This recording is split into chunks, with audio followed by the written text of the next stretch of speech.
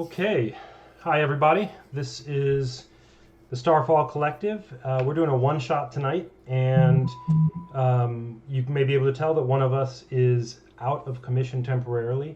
Matt Talamini, who is usually here and is the DM for this season, is out of town, and so we're doing a one-shot in his absence. Tonight it takes place in an entirely different time and place in the world. This is in the Age of the Dwarves. You may notice that there haven't been any dwarves, it's mostly elves during the time in which this is taken. The dwarves, you may recall from an earlier episode, are extinct by the time of seasons 1 and 2. This episode takes place many, many thousands of years prior when the dwarves are there, and they are actually the only sentient player type race in the world. They are the first and only. So they live in a world that is somewhat pristine, and there they go. I'm going to give you a little bit of background in a minute, but first I would like to introduce our players here. I'll let you introduce yourselves. Why don't we start with Josh? Say a little bit about yourself and any information you'd like people to know. Hi, I'm Josh Suich, and you can find me all over the internet at JSUICH, most notably on Reddit. And if you check out the Starfall Collective on Reddit, that's me, and I can chat with you about fan theories. I'm Suich. Great. Dwight, why don't you go next? Hey, I'm Dwight, and I am here, and you can find me by looking for me. And if you find me, let me know, because I'm excited to see that you've found me. And eliminate that opportunity for others in the future. Yeah. And cover his tracks and disappear from that venue. Yeah, I like to know how you found me so I can delete that hole in the wall. Sounds good. Dave, your turn. Hi, I'm Dave, and you can find Josh at JSuich all over the internet. Sounds good. I'll also do a quick plug for Matt, even though he is not here. Matthew Talamini is a writer and developer, programming developer, and he has a bunch of stuff that you can find, although I can't remember the exact URL, but his name is Matthew Talamini, Talamini. And if you stick a .com at the end of it, you'll find his stuff. MattTalamini.com, apparently. Good. Matthew Talamini. Try them both. I'm sure both of them are great guys. Mm-hmm. Okay. I'm Sir Robert Burbridge. I think one's in prison in Texas. One is in prison in Texas, and that's why he couldn't be here this week. I am Sir Robert Burbridge, and you may or may not be able to find things if you search around for things related to thefarce.net. Okay. Let's get and just so you know, O.J. Simpson will be playing with us next week on a felon exchange program, so it's not going to be the same felon every week. So don't worry. He's not in jail, is he? Yeah, no, he's in jail for the other. Jail, he's still a felon. Maybe he's not a felon. He broke into a hotel room to steal a bunch of stuff. Oh, I recall that. It's memorabilia. Well, anyway, I wish O.J. Simpson, as everybody, well in life, and that they may prosper and grow to the best versions of themselves. Mm-hmm. Okay. So we are, as I said, in the Age of the Dwarves.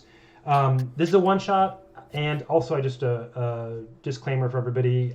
I haven't done this since AD&D, so I'm learning to DM right now.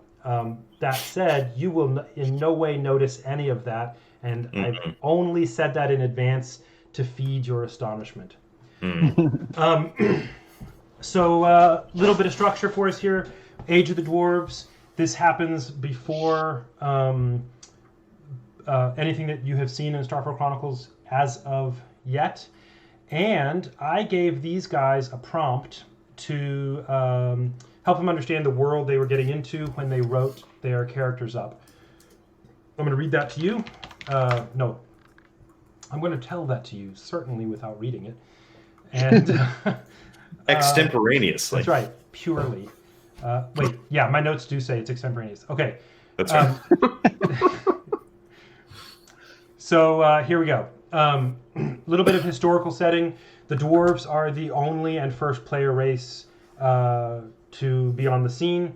Dwarven civilization is separated into clans. A clan is created when a particularly noble dwarf, usually an old one, is given his own mountain by the Great King. The Great King is the ruler of the dwarves from the prior, from some thousands of years ago, and they've started this mode of governance where, sort of like a lifetime achievement award, a dwarf may be granted his own clan, given a nearby mountain, and his family moves there. They start their own thing, kind of a Scottish clans type deal. A dwarf who is given a mountain is the lord of that mountain, and he moves his extended family there. He's granted recognition for having his own clan. He becomes what is known as a clan lord. The Great King is the lord of all the clans, and every clan lord swears fealty to him on their lives. Dwarves almost never have civil wars, and there are no other races, just monsters and animals and such during this age. Okay, so our players tonight, the Great King has sent word to the clan lords. He didn't tell them exactly why, but he needs volunteers to come help him with something urgent and probably dangerous. Only veteran adventurers who are comfortable in the deep mines should come. They have to be volunteers. The deep mines is a way that the dwarves talk about mines so deep that you start encountering weird stuff, like really weird stuff sometimes. Active mines are typically kept pretty safe, but new exploration, abandoned mines, and encountered caverns, caves, etc. can sometimes be pretty invigorating. Each of the players has volunteered. Their clan lord has approved. They have been summoned to Aberheimer, the great mine known as the mouth of the world. The Great King's court is a ring around Aberheimer, and his ancient clan are the only ones who mine below it. The Great Mine, the mouth of the world, is a vertical mine down the center of the mountain, and the King's Court rings it, and the clans live in a descending path down the mine, which has a road that spirals down. And if you want to think about it in our terms, it's essentially more urban the closer you get to the top, and more rural in dwarf terms the closer you get to the bottom. It's getting more wild down there. So to see the King's Court, to see the King's Court at Aberheimer is something that few besides clan lords can claim, and to enter the mines below as an outsider is virtually unknown. The three of these guys are level 17 adventurers, respected in their clans, occasionally recognized by name outside of it. They're not old, but they're, in their equivalent of 40s or 50s, maybe 60s in human years.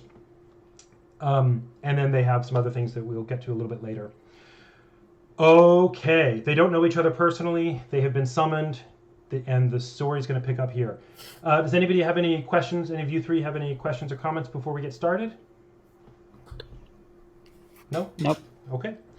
Let us be on our way. We'll plan on having our normal intermission at about 8:30, and up until then, we're going to be setting the scene, getting some description and equipment, and probably an encounter, or hopefully two.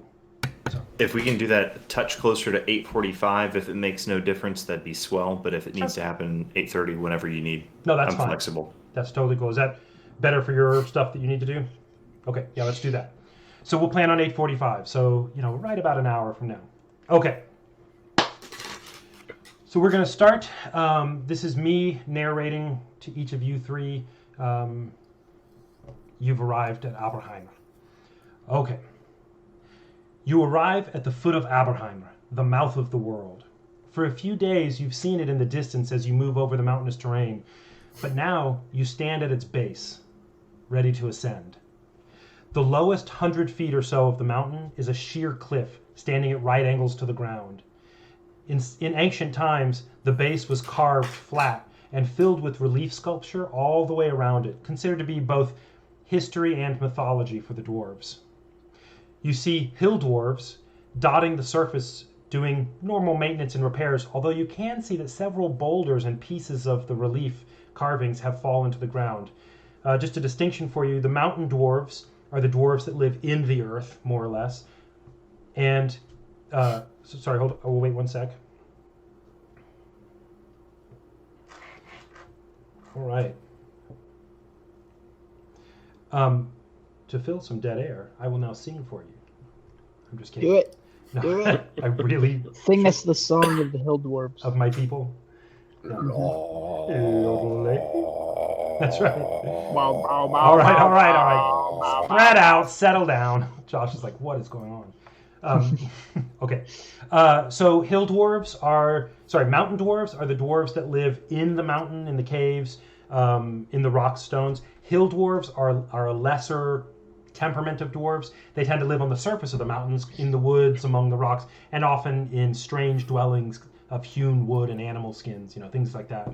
So that's kind of the distinction we're making here. So you can see dwarves doing maintenance and repairs. Some boulders have fallen off the face. So you stand before the only section of the mountain that is not a sheer cliff. A gently sloping terrain seems to be almost flowing out from the mountain, like an effluvium of stone and soil pouring out. The sloped terrain is well tended, it's garden-like in its entire length and breadth, and a broad, miles-long road winds upwards with paved stone and dotted with occasional arches, covered pavilions, other similar sorts of features.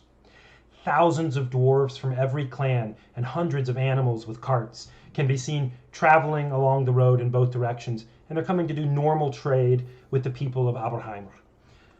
Like many dwarves of your age, you have been here a dozen times or more to do trade or some kind of business over the years. About 2/3 the way up the mountain is the famous Tokradil. It's a trade city that rings the mountain at that height.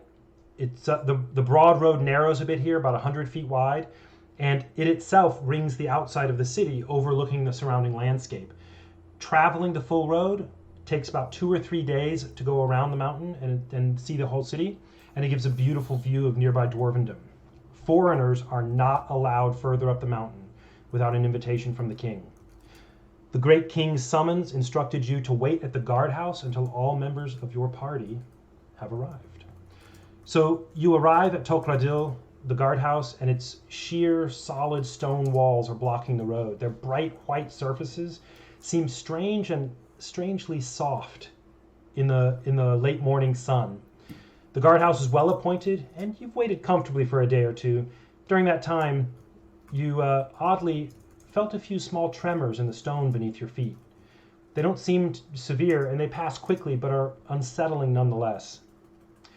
Last night, the last member of your party arrived, and the guard instructed you to ready yourselves to travel to Aberheimer first thing in the morning. At dawn, you leave the guardhouse and wait in front of the solid-faced wall with your escort, a guard named Orendal. After a brief exchange with the guard in the tower, the walls, these strangely soft but solid walls in front of you that are bright gleaming white, seem to break open in 1,000 places all at once, swinging up into what seem to be giant sprawling wings of floating stones, swirling 80 feet into the air, making room for you and all of your companions to walk through. The floating segments, the guard motions you through, and you continue up the mountain, and within seconds, the floating, shimmering segments of wall drop back into place and reseal themselves back into a solid face. By mid-morning, you arrive at another guardhouse, this time at the top of the mountain, right near it. You cannot see past it, as another sheer wall like the one below blocks your view. But you know from rumor, stories, and legend that beyond it lies the two great wonders of Aberheimer.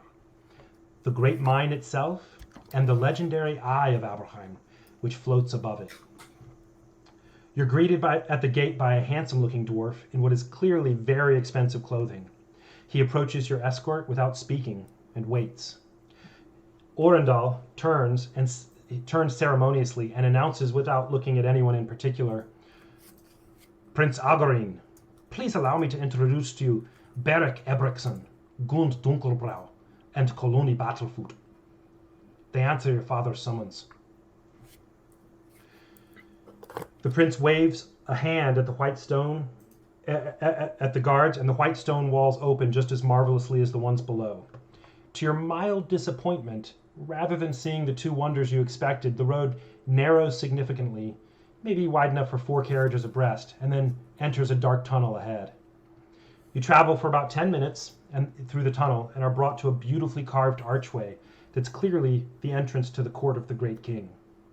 The road continues on ahead, but Prince Agorin stops here and readies you to enter and meet the king.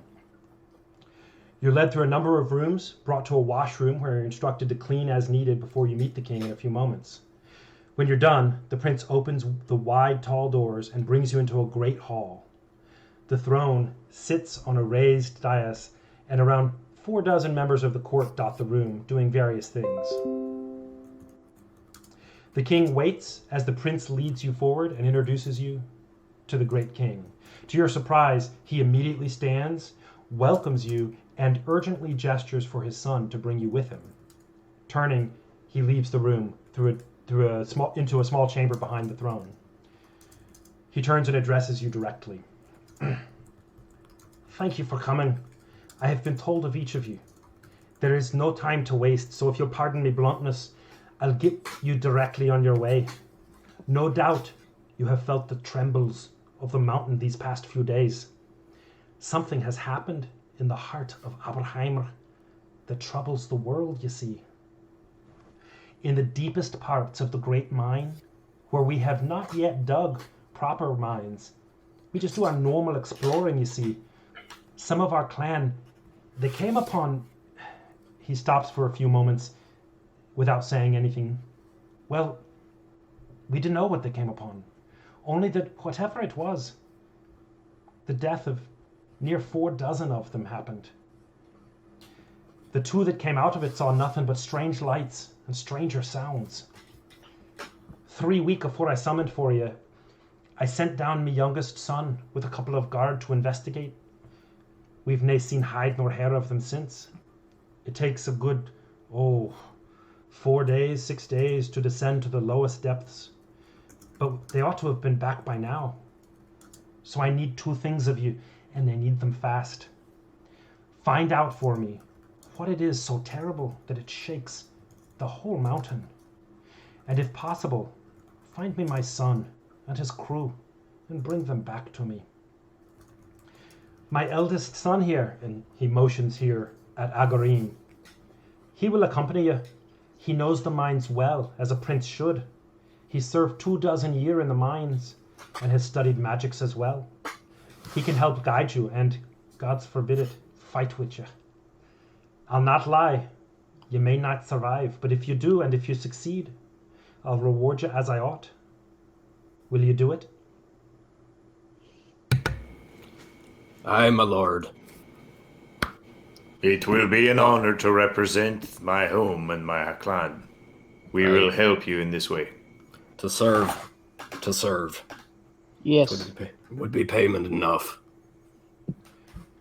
It pleases me to hear you so. Thank you all. So, take from my storeroom whatever you need, whatever equipment on your way. The best I have is all for you to take. Rations, armor, potions, unguents, and I've a gift for each of you in advance. A thanks from a grateful king and father. For ye, Coluni Battlefoot, I've heard of your exploits with a bow.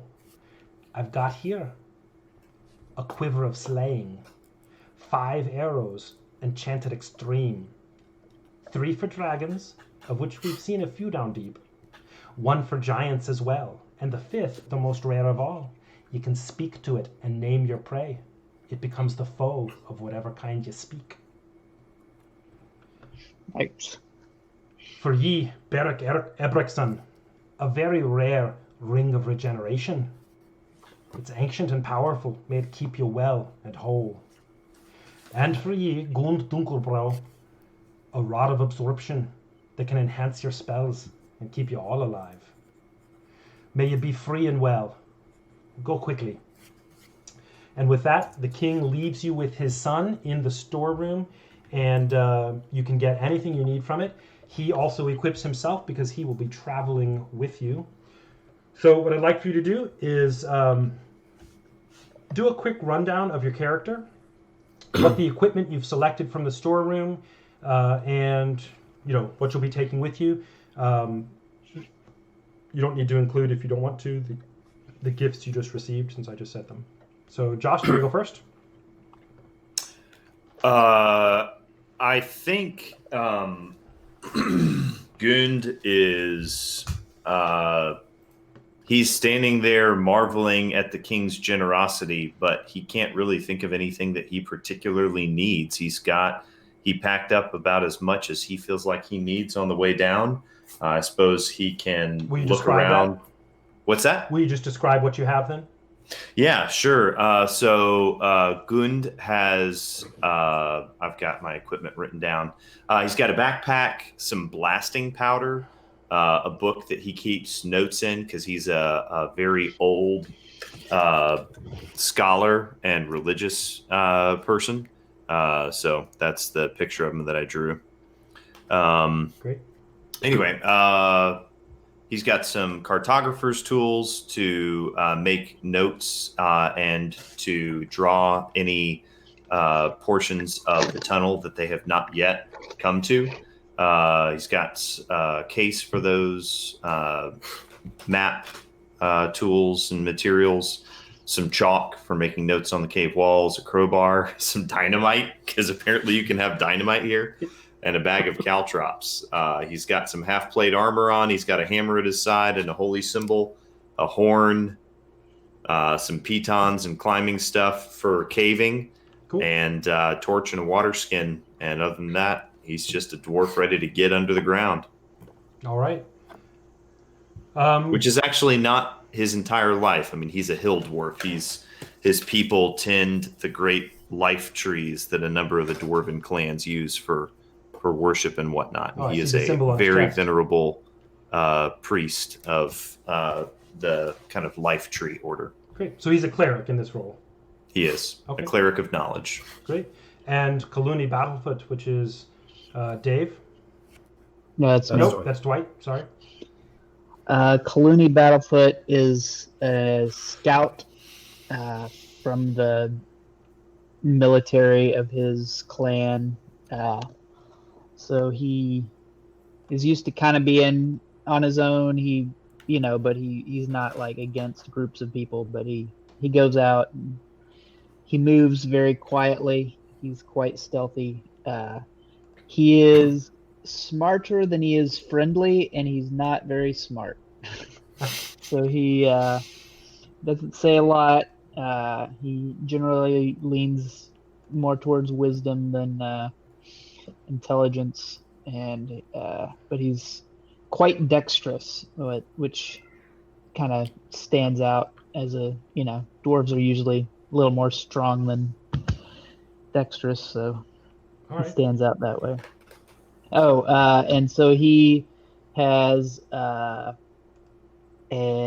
longbow and plenty of arrows. He wears a breastplate because it's so his arms and legs aren't super well protected, but he can sneak better and still have a pretty high armor class. And then he wears archer's bracers, which give him some benefit to damage with his bow.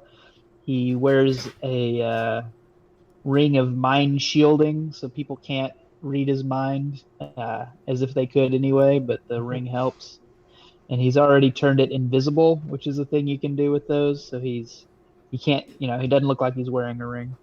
And then around his shoulders, he wears a robe of useful items, which has all sorts of little patches and stuff that he can pull off and use without carrying around all sorts of giant things. And then he has, long ago, he participated in a group hunt for a dragon, and they brought down the silver dragon, and he created a set of scale mail that he carries around though because it's kind of noisy, and he puts it on when he's ready, when he knows that he can no longer sneak, and that takes a little while, so he might jump into battle without it, but it's there if he needs it.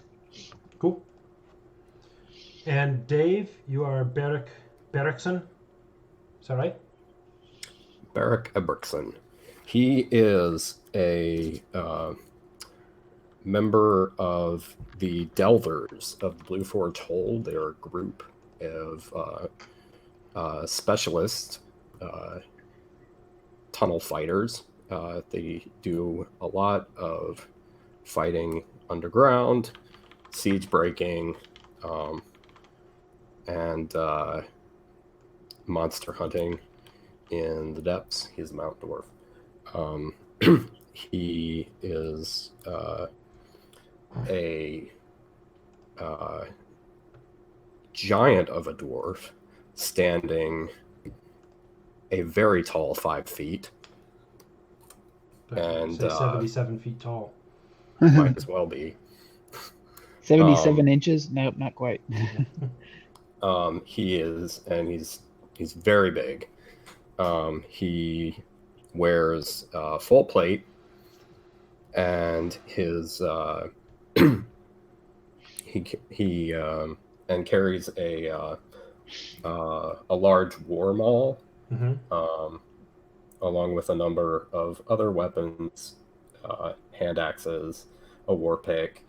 He has a large tower shield, which is a normal shield. He's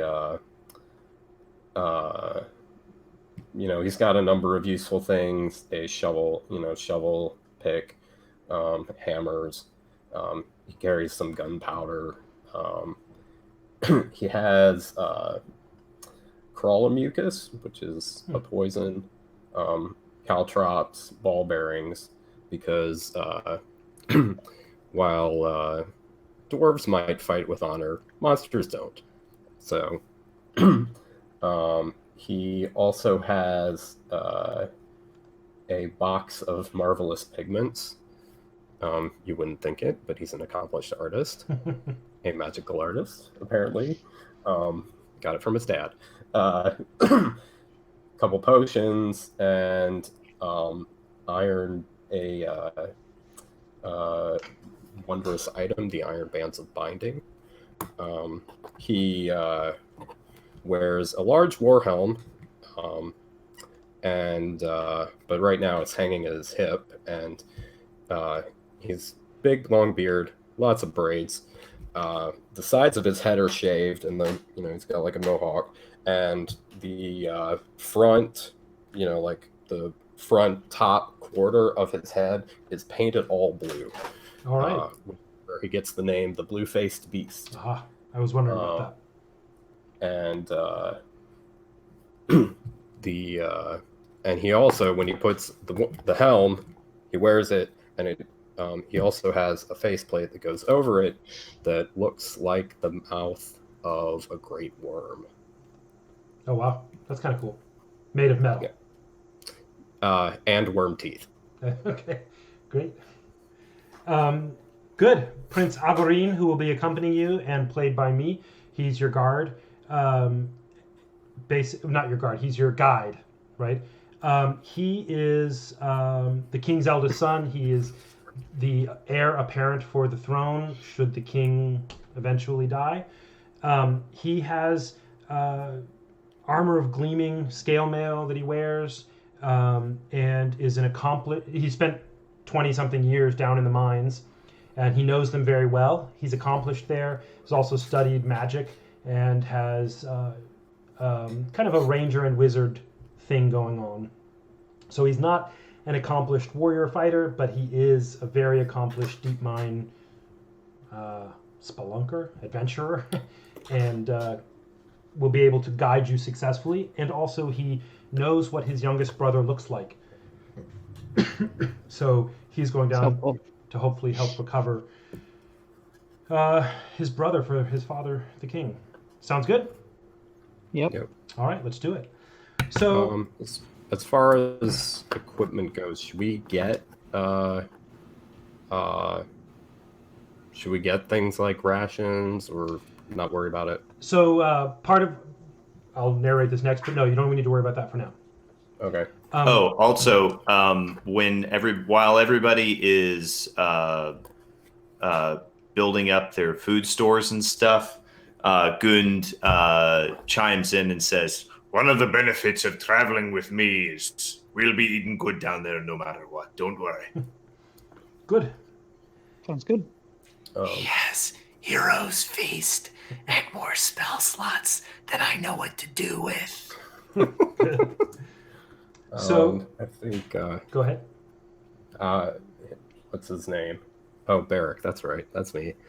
I'll probably just grab a couple potions, Sure. healing potions. Yeah, great. Sounds good. And I've sent you with, you already have a few things, magical items that you've described a little bit. So that should be good. Okay. Let me give you a quick synopsis of what we're going to do this time in the hearing of the people who are here. I have set up some encounters. Some of them will be randomly encountered, and they range from easy to deadly. There's a very good chance some of you will die, and some of us will die. But let's try not to, because then that'll be cool. All right, and I've gave you. Indeed. Hopefully, I'll have lots of powerful stuff and good strategies. Okay. Give me 1 sec. Let me get my d8s that I need. There they are. And please. Alrighty. And I've got your characters here before me. Okay, so Prince Agarin, once you've all gotten everything you need, it's late in the day now, so he suggests that you might want to start heading down. As was mentioned before, it takes about 6 days, 5-6 days to get all the way to the bottom. It winds down. And so we're going to elide over some of that, but you'll in the story as we elide over it, you'll be stopping at some inns, kind of moving your way through the wondrous mouth of the world. Okay, so Prince Agarin, are y'all ready? Shall we go? Aye. Yes, So sir. that's Good. Let us go forth. I've got one of my father's mules, and we can pack him up with as much as we like. So he'll help us to carry any equipment so we don't need to slog it ourselves. And he pulls you into the next room and says, "Have you been here? You haven't, of course, to Aberheimer before, have you?" Nope. I have not. Oh, well, get ready. It's an honor.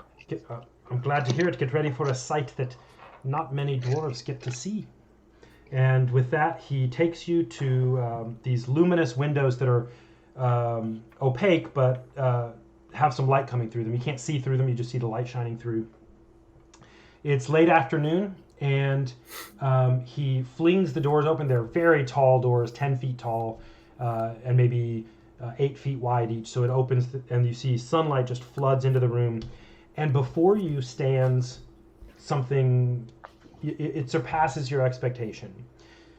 The mountain is a good, at this point where the mountain is, the top of the mountain has been cut off, and the width of it is a good mile and a half wide, and it travels all the way around, and the King's Court rings the entire top of the mountain. And going in straight sheer walls, straight down down below you, you can see a shaft that has been dug out over the millennia. And this winding spiral road goes down it with homes and stores and buildings and all kinds of things that you can see tendril into the mountains at each layer.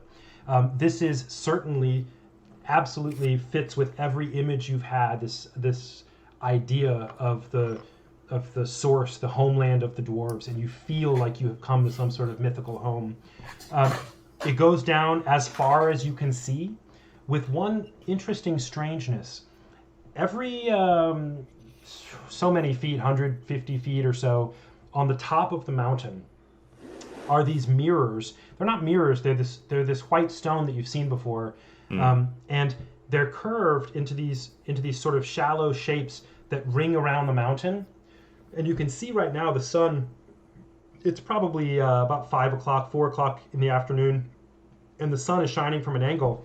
And curiously, no matter where the sun is hitting them, the curvature of these polished stones shine the sun back to the center to a center point above the air. Now, floating above the mountain is this basically artificially constructed mountain peak.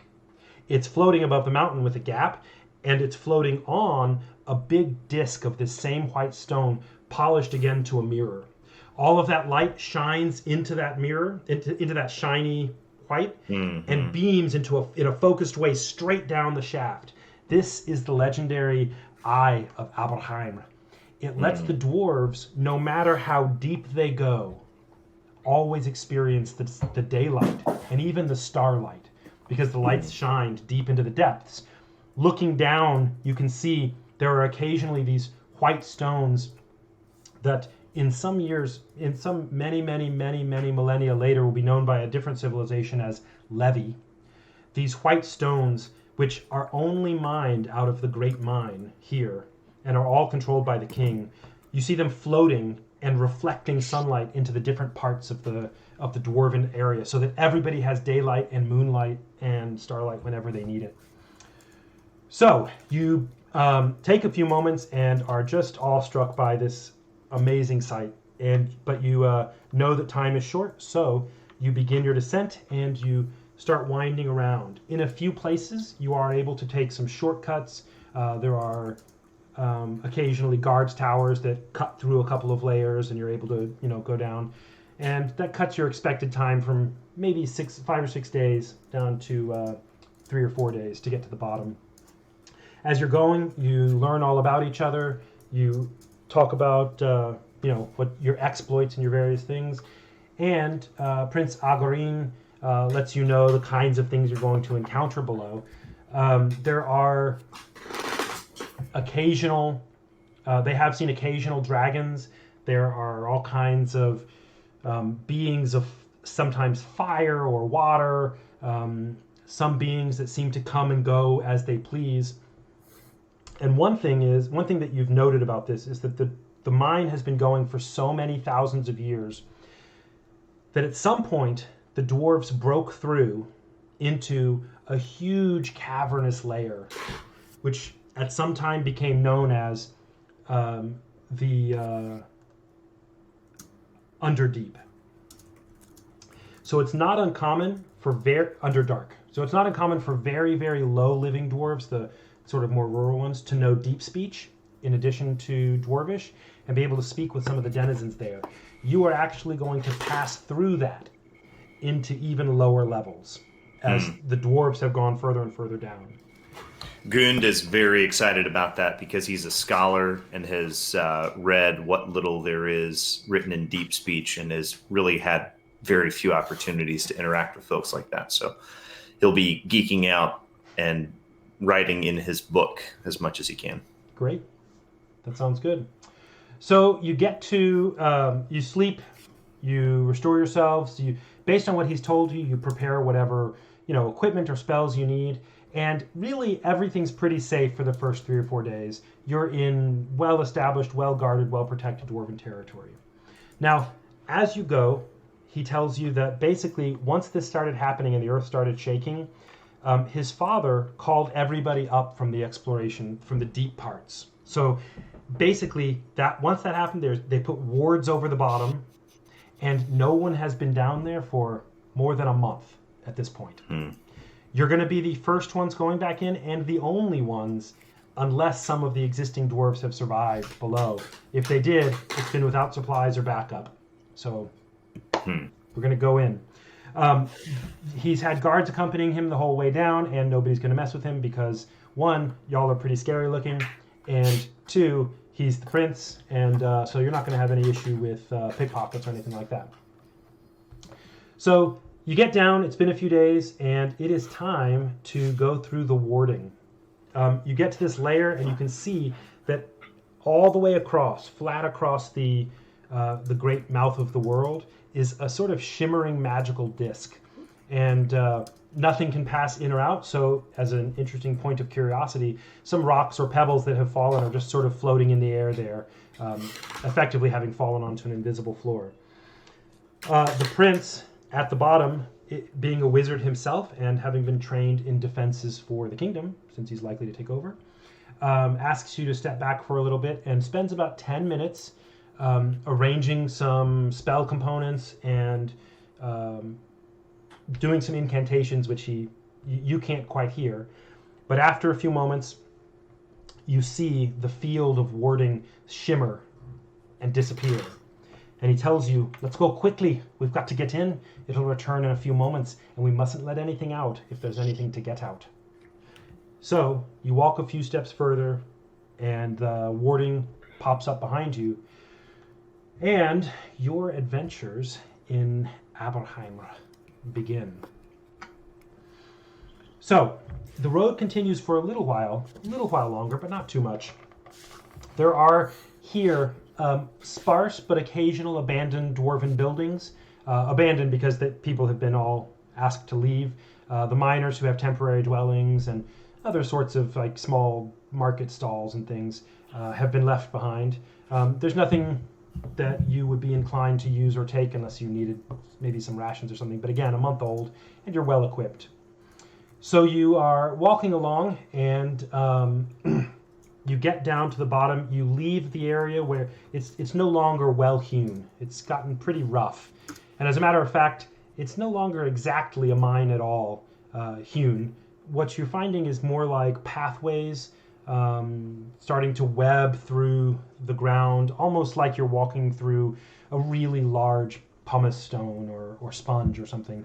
And it's just pathways where they've been exploring, and occasionally you'll come through an opening, and the prince will tell you, this is where we found this or that, or some people did this here.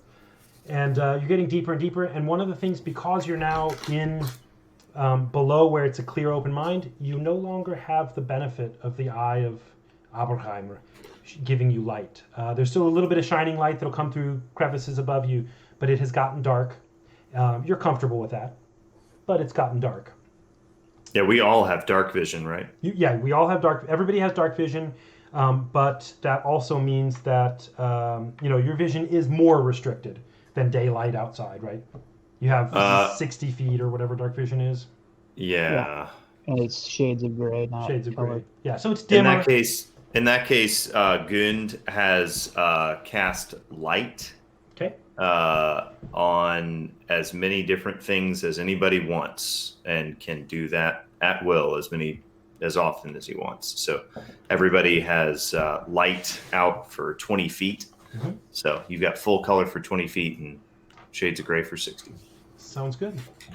And Kalunli would like to cast Primeval Awareness.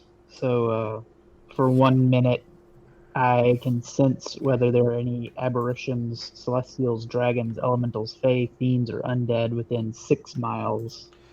Within a 6-mile sphere, let's say?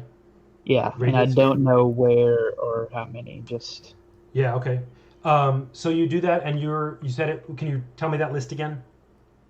Let me get it. Aberrations, celestials, dragons, elementals, fae, fiends, or undead.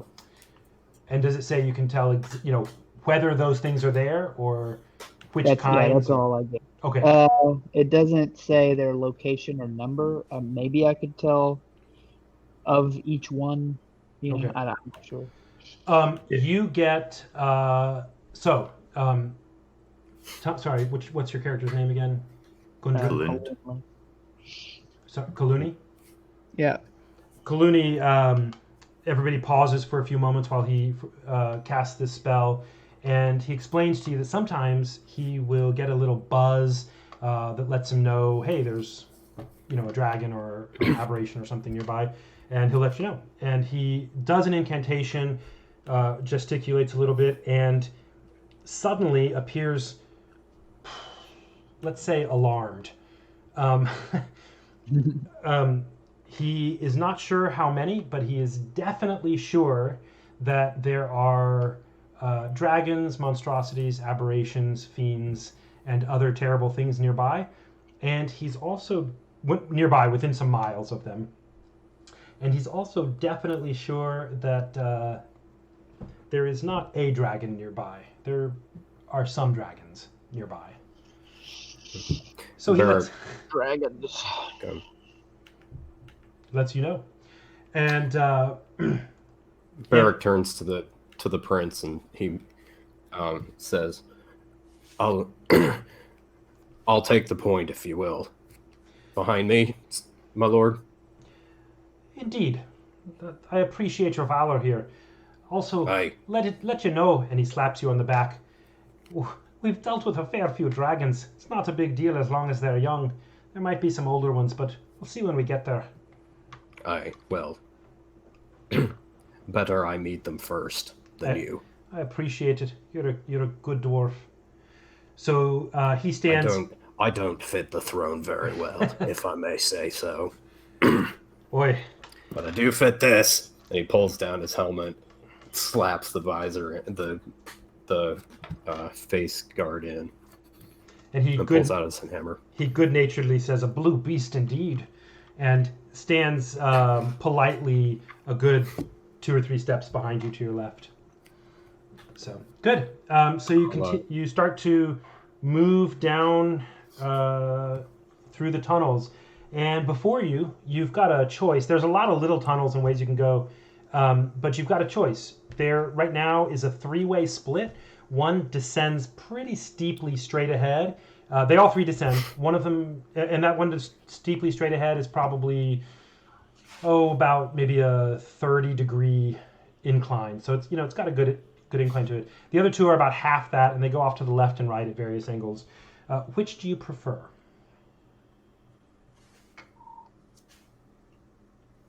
Gund looks at Beric and says, You've got your nose closest to it. What do you think? Agarine says, they all get us where we go. It's just a question of what we come across on the way. I defer to the prince. I just know that there are a lot of things down here. I can't tell where they are. can Gund make a perception check to try to smell down these 3 passages and see if he can get a nice little hunch? Do it. You know, one would think that playing D&D, I would have dice out, but no. One would think. One would think. One would be wrong. If we end up not being able to decide, Chris. I'm willing to take a scout down 1 or 2 of them to see, All see right, what I see. 14. 14. You sort of do your best to figure out what's below, and you definitely can sense that there's some creatures down each of the paths. But you don't know exactly what. Maybe some smells that are certainly not dwarven. But none of it seems like, there's not like scary sounds and things, so you feel okay about it. Agarine says, what do you think? What will it be? Where shall we go? I kind of enjoy the one that was more directly down. I feel like we need to get low. The Delvers like to go down the middle. Let's do it then. Everybody knows that. Delvers, they just go straight down the middle. Hey, and then they come up from behind.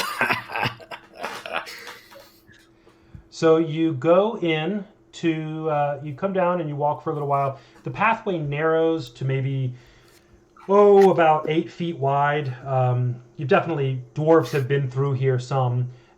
You can see that there's been places where it's a narrower path and it's been widened out a little bit. As you go for a little bit, you find that you come to a kind of a, let's say, small cave. Not as big as a cavern, but it's like, maybe 30 feet diameter.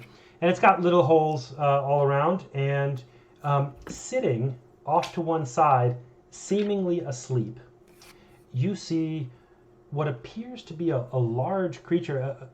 You think it might be a troll. It's sleeping, and it's sleeping maybe 10 feet away from where the path continues. You could probably go back and go around it. It doesn't look like it would give you a huge challenge. It's sleeping, leaning against a boulder, and you could go back and around it. You lose some hours to go back to one of the other paths. What do you want to do? Guys, I can hide us in a veil of shadows that will give everyone a bonus to stealth checks, and we can just slip right past this guy. It doesn't look friendly. I don't like those. I don't like their kind on our backs either. I say we just put a spike in his head and be done with it. Also a good way to do it. No objections from me. All right, well, And let's Algarine, have at it. Kind of catch fire. and Algarine says, there are a few trolls down here, but, you know, they don't cause us too much trouble. Usually they stay away, but I guess he's crept in since we've been out for a while. Yeah, I say we should just go through. It'll cause us less trouble if his brain's slattered across the floor, if I may say so. So, do you want to do the sneaky dwarf, the Army of Darkness thing, or do you want to just go attack? Yeah, I think Beric wants to attack, but he'll defer to the prince. Gund reaches out his hand and places it gently on the bow of Kaluni, and his bow suddenly kind of glows with some holy energy and will be 1d4 more accurate on its next shot. The prince says, all right then, let's fight. And he takes a step into the room. As he does so, the troll, who is, their species is known for their keen sense of smell, starts to wrinkle his nose in his sleep and sniffs and grumbles. Roll initiative.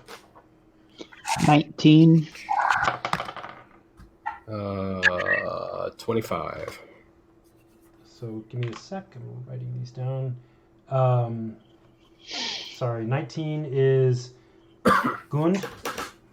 Kaluni. Kaluni. 19. You're Beric, Dave. 25. 25 for Beric. And Gund Dinkelbro. 7. 7. By the way, Gund is an old dwarf, and he's got snow white hair all over his body, you know, his beard, what little sticking up from underneath his chest, but his eyebrows are still pretty much black, and that's... Would you say they're Finkel? They're dunkel. Dunkel? Yeah, they're dark. All right. Beric, the blue-faced beast. The troll starts awake, stands up, and bellows at you. Not anything distinguishable. He just has face-melting bad breath and says, "Brrr!" All right then, beastie. You show me your teeth, and I'll show you mine. All right, it's your turn. I'm gonna go straight in swinging. So go up to him. I've got my maul out. Okay. I have extra attacks, so I get 3 attacks per attack action. That's pretty good. So first swing. Oh, that's not good. Wait a second. Although, oh, I think that's something else. Never mind. Where is it? Where is that? What are you attacking with? Oh, that's damage dice. Okay. Yeah, the maul. Okay. Sorry. It's 13. 13 to hit. Yeah. Okay. You swing with your maul, and the front of it glances off of him, hitting his arm but doing no damage. All right. I'll swing again. That's a little better. 16.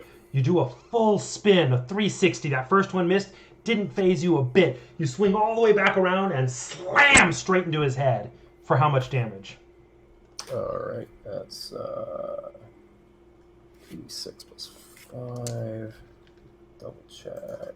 Anything else? Okay. Oh, and I got a 1 on one of those dice, which I can re-roll a 1 or 2 on damage dice with melee weapons wielded with 2 hands. So I'll re-roll the 1. And that is...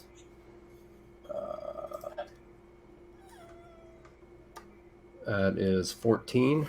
Okay. And third swing. You slam into his head. His head cranks hard as you hit it, and he's knocked down to his... he's still on his feet, but one fist hits the ground. He straightens himself back up, but you're still swinging around and coming in for a third blow. Comes up overhead and rolls a die. There we go. And that is a 26. You crash into him. Just like, I'm talking like Dave Matthews level. Crash into... It's a boy's dream. That's right. And Dave, what kind of damage do you do on that? 26. Right. Was it a natural 20? No, it's a 15 plus 11. Wow. Oh my word. That's great. And you do what? All right, I got one of those dice, damage dice with a 2, so I'm going to re-roll it. Okay. 15. Somebody be a great weapon master. So Yep. you smash down on him, straight on his back, right against the back ribs, and you just hear crunch, crunch from a couple of his bones inside, smashing. And he is lightly stunned. He did not expect that, but he is still ferocious about it. Kaluni, seeing that it's a good opportunity for him to attack, steps forward and Fires a arrow. Josh, was that +4 to hit or +4 D4 damage? Or to your attack, your first one. To hit. Yes. Sorry. Okay, gotcha. Roll that. You can roll that d4 before or after you make the roll, though. So go ahead and roll, and if it's a 20 or a 19, I can save it for a different okay. attack. Is that what you're saying? Yeah. Roll first, and if you think you need it, add it. It was 30 to hit. okay. You definitely hit him with your arrow. What does it do? Somewhere his progeny experiences a pang of pain. I do 13 damage. Your arrow shoots through him and cuts straight through a part of his neck. Your longbow is so powerful, it pierces all the way through him, ricochets off the wall behind, and stabs into his back. Nice. I also get 2 attacks, so I'll go ahead and follow it up with another one. Go for it. In that Around the dingle. in the moment of his weakness from being just ripped through, you're able to fire off another arrow. Nice. Natural 20, 33 to hit. Okay. Yes, you Is absolutely that hit it double again. damage? Oh yeah, it automatically doubled it. So. And what damage do you do without being doubled? Sorry, that's I okay. already rolled the 2 dice. Oh, go for it. Yeah, just tell me. It's 14 crit. 14. So it does 14 total or 14 doubled? So yeah, 14. so it's not a straight double. It's you roll a second damage Got it. dice. So you did a total of 14 damage? Yeah, total of 14 damage. Okay. You fire the second arrow off, and because he had arched his back backwards from when the previous one hit it, you're actually able to hit an arrow, and it flies straight through his nostril, up through his eye, blinding him in one eye.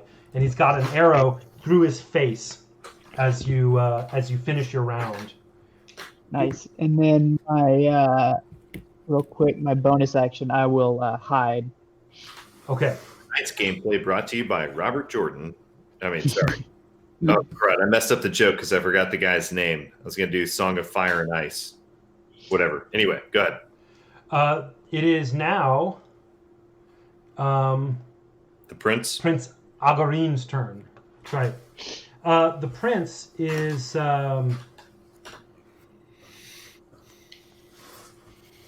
does not seem to be super worried about this troll, and let's see here. Sorry, give me a sec.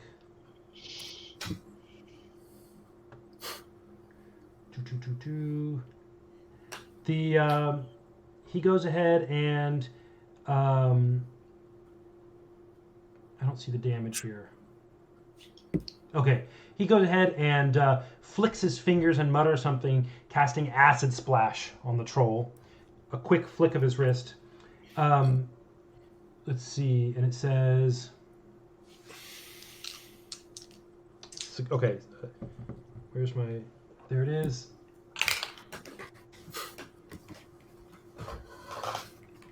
Against. Sorry, give me a sec. Okay.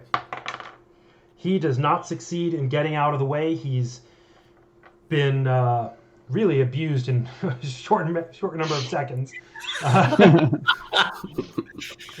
And he just gets decimated with a total of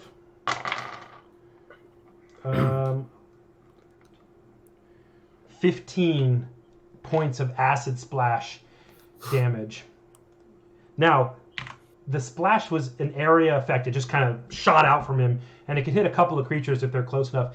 A bunch of the acid actually lands on the boulder that he was leaning against before when he stood up. And to everyone's surprise, you see the rock unfold itself. You don't know exactly what's happening, and it seems to stand up into a sort of humanoid form. You've heard of this thing before, sometimes called Gelabdur. It's a rock elemental. It's a creature who, when resting, appears no different than any other rock. Apparently, they were just both sleeping here. At the same time, right next to it... sorry, hold on. Yeah, at the same time, right next to it, you hear another troll roar from the distance. And it's not there yet, but you can tell there's another one coming. The rock creature stands up, howling a bit because of its damage, and it also received the same damage from it. It is now the rock creature's turn. He is standing up, and he grabs a big chunk of rock in his hand and just slams it towards the one closest to him, which at this moment is the blue-faced warrior, Barrick. He's going to try to just slam a rock right into you, into that blue face of yours. He, let's see, I don't actually know exactly how... Oh, I see, okay, to hit. So he rolls a 12. 19 armor class. Okay, so he was startled awake, grabbed a rock and lashed out, smashing it, but it wasn't even close. Got several feet away from you, cracking on the ground. He roars a bit, and it's time for the next thing. Gund, your turn. Gund is going to cast Suggestion on this fresh-faced rock elemental. Mm-hmm. And he needs to make a DC 19 Wisdom saving throw or obey Gund, as Gund says in his native tongue of Primordial, I assume, since he's an elemental, he speaks Primordial. He does not save. Okay, yeah, he says, Kill the trolls. He says what? Kill the trolls. Okay, and so this guy is going to begin attacking trolls sounds good. until he no longer has the capacity to do so, or 8 hours from now. Is that your That is my action. turn? Okay. And for my bonus action, I'm going to cast Holy Weapon Mm-hmm. on. Hang on one sec. Let me get rid of this thing. Okay. Yeah, I'm going to cast Bless Weapon or Holy Weapon on. What's his face? Mr. Blue guy. So your weapon does an additional 2d8 worth of damage every time you hit with it. I like that. Okay. Me For too. how long? Sounds good. I'll look it up. Gotcha. The troll, who is severely damaged right now, starts to attack also. It's blinded in one eye, and so is at a slight disadvantage here. He first thing he does is he's got these long, vicious-looking claws on his hands, and he is going to lash out at Berek. He slashes with his left claw. Oops, for 14, which does not hit. 19. 19. Immediately slashes again with his other, and with a 20, not natural. All right. Doing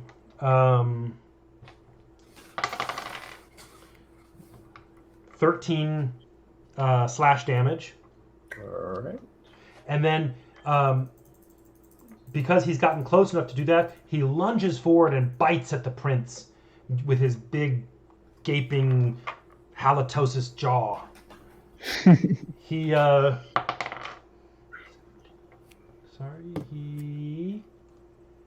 does hit the prince. Tie goes to the attacker, right? I believe so. Yes, if it meets, it hits. Okay. So he does hit the prince. He does 14 damage to the prince. And he has just spent all of himself doing that. The next troll, another troll, enters the room, fresh-faced, and screeches. This one looks almost exactly like the other one, but obviously is completely unwounded. Takes 2. It comes at a little bit of an angle. Takes a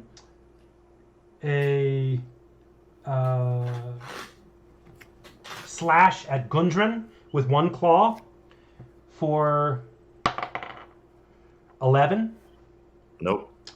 He takes a slash at Kaluni with one claw. He probably doesn't know that I'm. Oh, you're hiding. There. Yeah. He takes another slash at Gundren with 26. That does hit. Does hit, and does for the claw damage. He does 10 damage. Got it. And then once again, seeing that his who knows what relationship they have, his, let's call him fellow troll, has been biting at the prince, he just assumes that is the tastiest one and makes a bite attack at the prince as well. He does a terrible job at that and ends up just licking the prince for no damage. Leave the prince surprisingly moisturized. Still right. a lot of nutrients in there. That's right. It is now Berek's turn again. All right. 2d Beric. worth of damage dripping off that weapon. Mm-hmm. So Beric does not take kindly to things licking his prince. So he's gonna take a swing at The neutral. the neutral. Okay. So he takes a swing. That's a 22. That's a hit. All right. 2d6. Using your same warhammer. Yep. And an extra 2d8. All right. Every 5. Wow. Okay. 27. All right. Your first swing slams onto him for 27 damage. You've reached around and it just racks his shoulder with pain, pulling that arm out of socket. He snaps it back into place, ready to fight. All right. You're coming around for another swing? Yep. Do it. It's a 15. That is a hit. Just barely. All right. Yep. The Beric doesn't like the look of that shoulder, so he's aiming right at it again. And he gets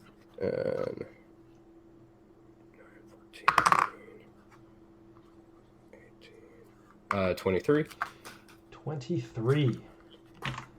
Beric, seeing that his shoulder is popped out of joint and really holding a grudge about that lick, slams that into the shoulder again, popping it out of joint, and this time that troll can't put it back in. Something's broken. All right. We're gonna give him. We're gonna shut that mouth of his. Do it. That is a 23. That also is a hit. And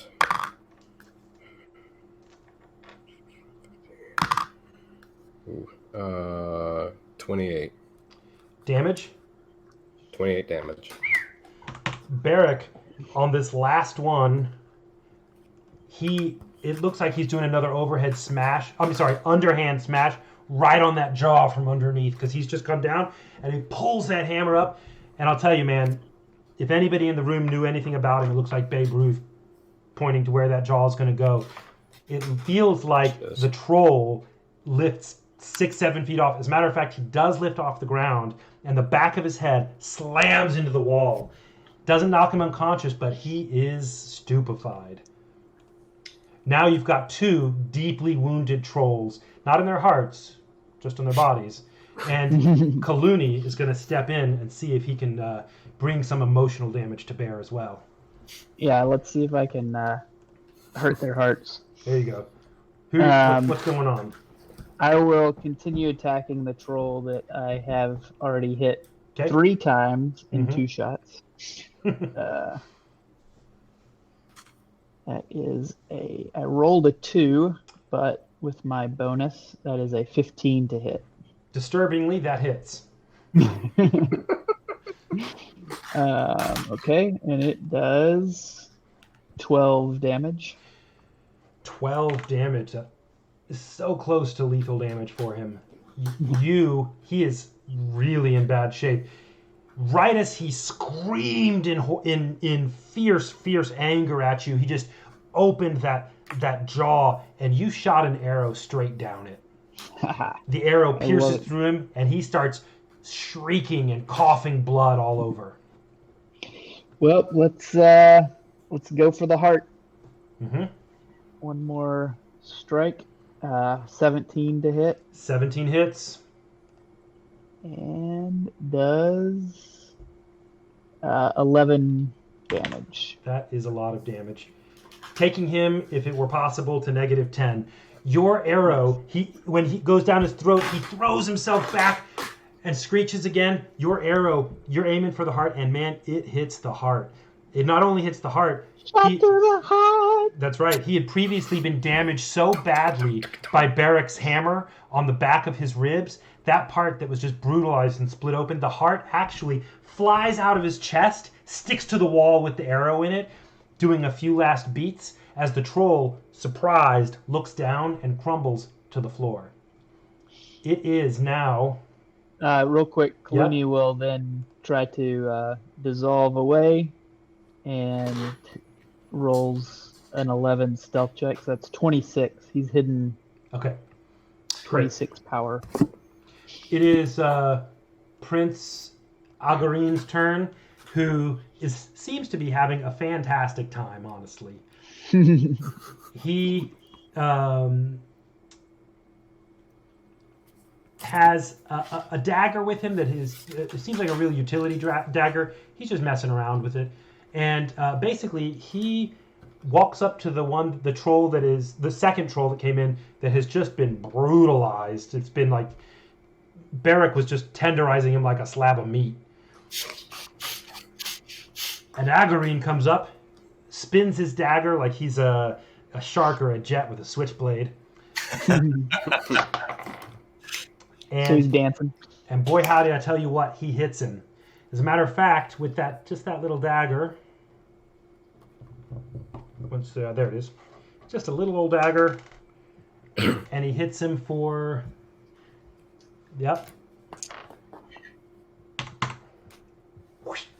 He just walks up, spins it in front of his eyes for a second, and the troll is slightly confused by the little glimmers that it has, and seemingly without even trying, he flips it around and just cuts his throat. And the troll bleeds out completely.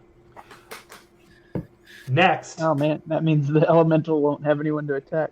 And a note on that, I confused 2 of my spells. I have like 3 or 4 mind control spells. I used my command spell slot, which means that I could only give him a single word command.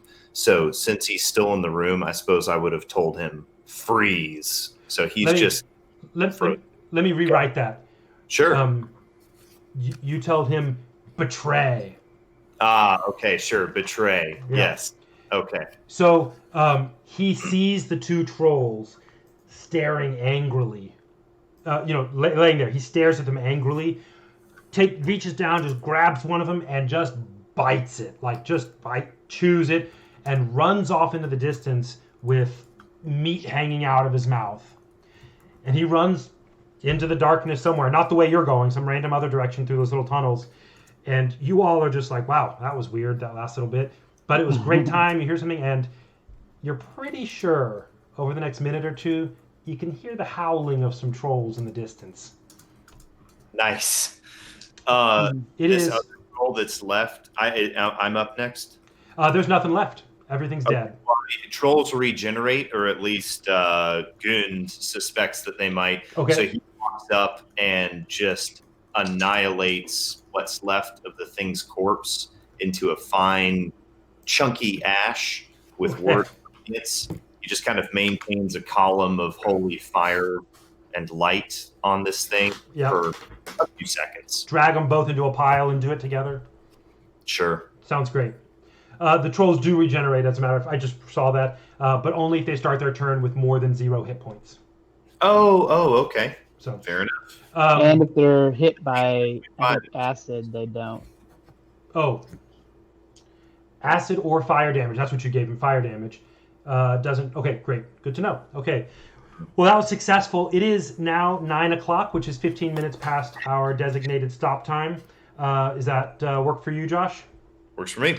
Okay, let's take our break, and I'm going to slip us into our intermission mode, and we'll be back with a more harrowing encounter. So we will see you in about 10 minutes, 9:10, maybe 9:15. Have a great time. We're going to head out now. 5, 4, 3.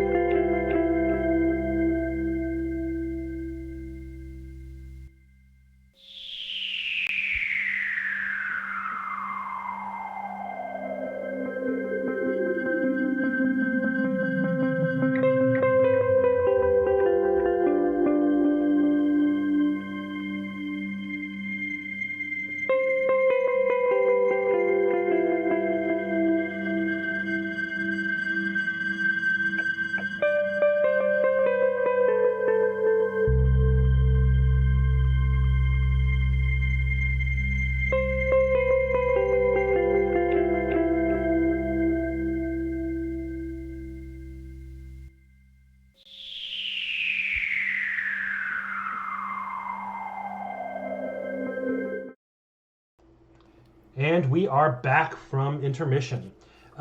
We just finished. The party came into a little opening in the tunnel system, and were surprised to find a couple of trolls and rock elemental. They proved not to be too much trouble. You know, they got a few wounds and scratches, but that's about it. And the trolls turned into ground troll flambe, and the rock elemental ran off to find some trolls to betray. So our party will now continue. They are in good spirits. Prince Agarin knows that this kind of stuff is here in these layers of the caves, and he's glad that y'all took the path that you took. We jump back in as you are. You've cleaned off your weapons, recovered whatever arrows you need to recover, and are doing pretty good. Doing pretty well with all of that. So Agarin says, that was good, you guys. You did a great job. Lots of fun. Good way for us to get started. I think we should continue down this way. It's going a little steeper still. The left looks steeper, gets us closer to where we're going faster, and the right shallows off, but seems to be a little bit of water that way. So do you want to go down to the left, closer and quicker to our intended destination, or off to the right? I say we don't waste any time. Straight on. I Down the agree. left. Oh, let it be. Valiant hearts you have. Let's go then. And so with Barrick still taking the lead and the prince just behind, you walk down the column to the left. You don't really encounter anything for a while, as to be expected. You're going through, you're being cautious. There's a few little openings, an occasional small cavern or pool of water, and you are just walking along. I'm going to take a quick look at everybody's passive perception here. One sec. Got 17. Okay, and what does Prince Agarin have? Okay, not so great. So y'all have been walking now for, it's been another 6-7 hours of doing fine. You've not gotten a rest, but you know basically where you are, where you're going. But the sort of feel of the place, you've switched down paths occasionally, has gotten a little clammier. And the prince tells you, so you can feel the air is a little wetter here. This is a sign that we're reaching some of the deeper bits. There's a few creatures here, that some of them we might want to be wary of. Nothing for us, nothing we can't handle yet, but be on your guard. He's chatting with you, showing you occasional things where this is the mine. We discovered a good load of the white floatstone, and that kind of thing.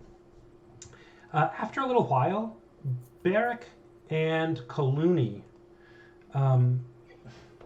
you notice this sound that at first you think is dripping sound, like it's kind of like you think it's like water dripping into a pool, kind of a type of deal, I don't know. But you realize there's not really water around you, it's kind of suction-y. And it's been kind of bothering you each individually, though you haven't said anything, for about 10 minutes. Do you want to bring it up, or do you want to just keep on? You haven't seen anything, you haven't heard anything, you just hear it every so often. And it's Does anybody else hear that sound? Like I hear something. suction cups. Maybe a squid is around us. Gundren would like to make a perception check if he can. Sure. To try to actively notice. 19. You have slowed down. You're talking about the sound, and you listen very carefully, but you don't hear anything. So you wait for a few seconds, and then, all right, You continue walking, but You've- curiously, Barrack and Kaluni, you still keep mentioning it. Every time you stop to listen for it, you don't hear anything. But when you're moving, you seem to hear it. You check your shoes, you check your feet, but it doesn't seem to be you. We should stay on guard. Right. So, as you come, you're walking down the paths, and you come to this part where it opens again into a small chamber, bigger than the last one, maybe 25 feet in each direction diameter. And there are 4 ways that you can go out of this room. There's kind of 2 to the sort of northeast, northwest, and 2 to the north. Sorry, it's sort of northeast, northwest, and northeast, northwest. So they're still ahead of you. You're coming from the south, and it's branching into 4 ways out of this kind of spherical room, and you need to figure out which way you want to go. So you walk into the room. There's nothing in the room. You walk into the room, but suddenly all 4 of you start to hear that sort of sound coming. Pretty soon, That's mighty loud. it is mighty loud. Pretty soon, you see a little bit in each of a little bit of gray or shimmering, slivering silver in the little holes, and it turns out from the hole behind you and all 4 of the holes in front of you, you start seeing these creatures, not very big, but these creatures peering through. They look like a sort of about the size of a dwarf, maybe give or take about the size, but they don't have a clear, distinct form. They're oozing creatures that are sort of slimily sliding along, even less structured than a slug. Suddenly, the 5 openings of the room are filled with them. There's about a dozen of them coming, blocking all of the exits. Roll initiative. 9.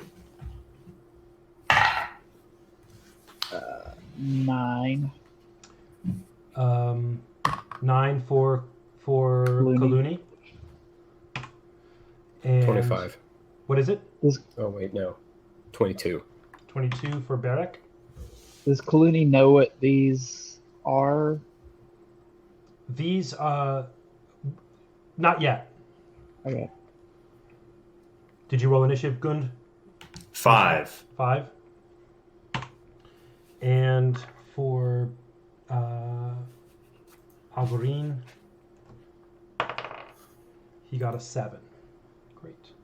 Oof. We're startled, except for Dave's character. Yeah. All right. Great. So, man, there are a lot of these guys. They basically start pouring in through the holes, and this room that you're in, they're pretty close. They're all within a pretty close sphere of you because, you know, the sort of cavern that you're in is not very big, but they are all over the walls. They're like oozing around up the walls, and they've got these kind of faces with not human faces, but they've got, you know, you can clearly see some center point, but they don't have any. Their sort of gelatinous-y form kind of oozes and squiggles around. It is Barrack's turn. You see that they're basically completely surrounding you. You've kind of maybe entered into something like a nest of them. Okay. And again, there's about a dozen. A dozen? Yeah. Um, Sorry. And Prince Agarin says, "Oh, these, we call them slithering trackers. They're not too bad to deal with on their own, but with this many of them, they could do us some damage." Alright, should we pull back into the tunnel? I don't think we can. They're blocking every hole. I could clear us a path. You give it a try. Aye, alright. Well, I'm gonna wade into the mast that is coming in behind us. Try to draw them to you. Yeah, and I'll try to just I guess swing away. So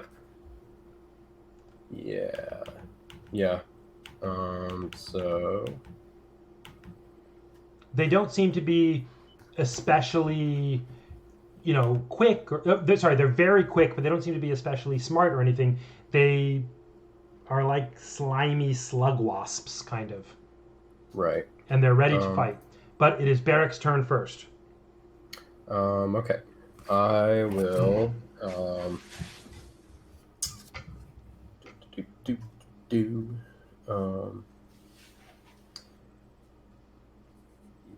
Right. I'm gonna Clear away, right? Yep. So just heading back. Yeah, just trying to work a path into that corridor. Roll an attack roll on one. Yep. That is my first attack. Is a 17. That's a hit. Thump. Okay. I got a 1, so I'm going to reroll that. That's a 15 damage. Good. Is it dead? It is not. You've really crushed it, but the other half of it seems to be fine. All right, I'll go for the other half. Oops. That is a 23. Damage or to hit? To hit. Hit. Damage. That is 16. 16.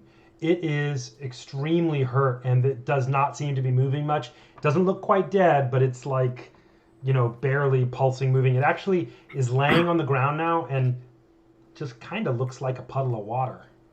Okay. Is there another one that I need to... As soon as you started attacking, they all started moving towards you because all 4 of the party are following you to try to get back through that hole. And now all of you, the 4 of you and the 12 of them, are in a dense, tight space. All right. I'm gonna. I've got one more swing. Mm-hmm. So I'm gonna just next one in the hole is. Do it.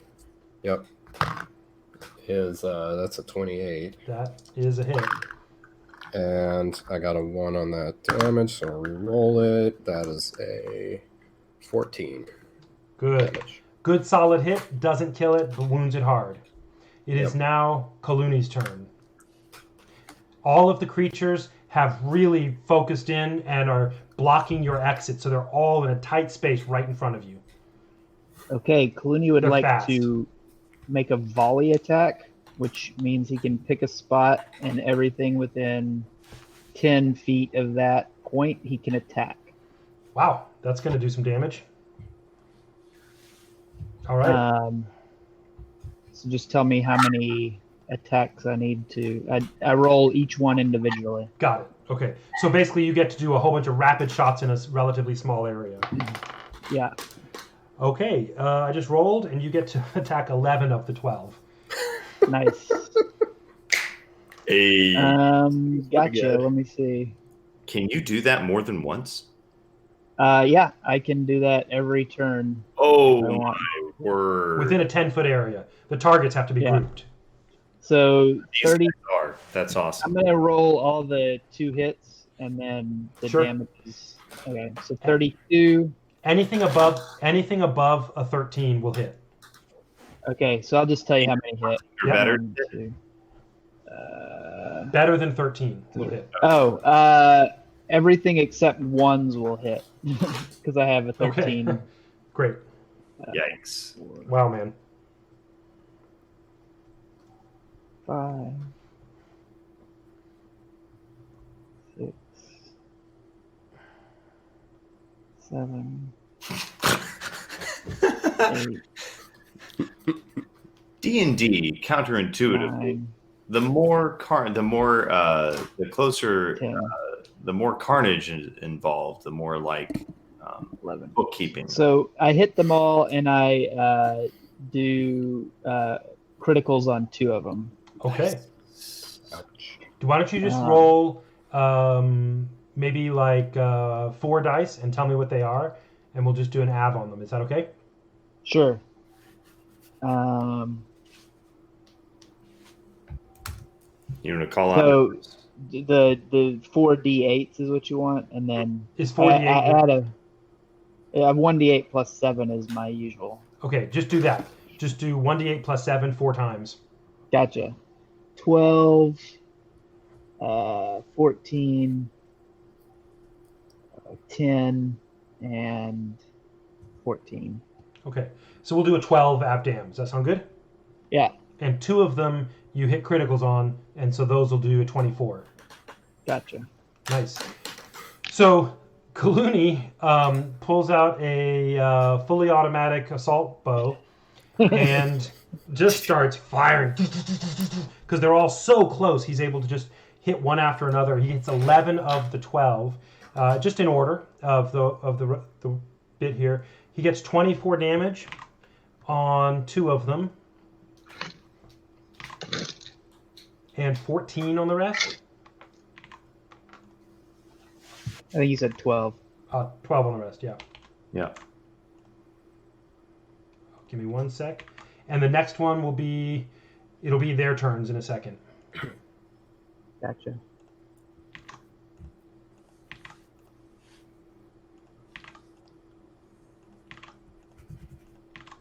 Okay. So, a couple of them are hurt really badly. I'm going to, let's see. What's there to hit?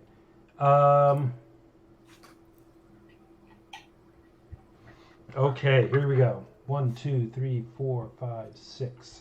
So a D6. All right, 5 of them lay motionless. The ones that were very badly hurt and attempting to disguise themselves. As soon as they stop moving, they're indistinguishable from a puddle of water. You can do an investigation check to see, but really it's just the puddles of water in the room. They're not very smart. 4, 5. So 5 of them remain motionless, and 6. 7. let's see. 7. Were there 14 of them? I thought there were 12 of them. Okay, 12. there are 12 of them. Yeah. So Yeah. they're gonna collectively. Wait. What's happening here? Okay. 1, 2, 3, 4, 5, 6, 7 of them are left. They are going to all split up among you and try to do an attack on you that leeches your life from you.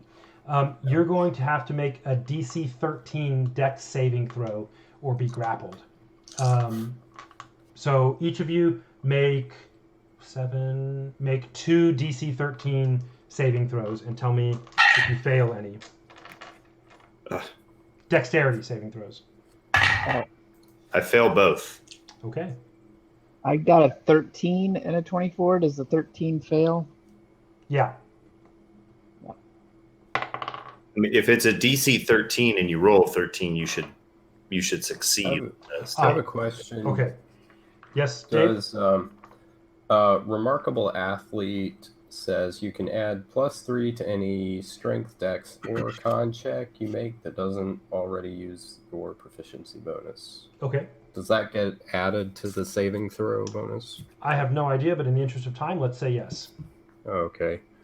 If it says any check, it's meant to encompass Oh, okay. both. Yeah, I got a nat 20 on one of those. Okay. I dodge it very Great. spectacularly. And the It looks prince. very beautiful. Yeah, you Very did. artistic dodge. As a matter of fact, you dodge so well, you lift your foot up out of the way and use it and swing and kick one of them off of one of the other guys. Splat. Josh or Dwight, did either of you get hit by both? I did. I got hit by both. Then you knock one off of Josh's character Okay. with your natural 20. The Wait. prince also dodges and doesn't get hit, and it is now. Sorry, the target is. So, for those of you who have something on you, until the grapple ends, you are restrained and unable to breathe unless you can breathe water. In addition, the grappled target takes 3d10 at the start of each of your turns. Okay. If you're grappled, when your turn starts, you'll take 3d10 necrotic damage, or just 16. Okay, the next turn. Actually, real quick. Yeah. So both of them missed me, I believe. The 13. Yeah, great. I would like Is that a melee attack? Is Yeah, what a 'cause melee attack? Is their life leech a melee attack? I think it's just it's a grapple. Okay, so never mind. Okay. I would say I think it's not a melee attack. Gotcha. All right. Let's see. Give me a sec here.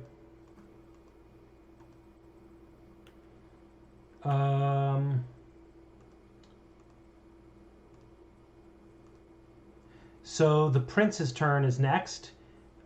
He also does another acid splash on the creatures, and dex throw, which their dex is. Give me one sec. Right there. Pretty high.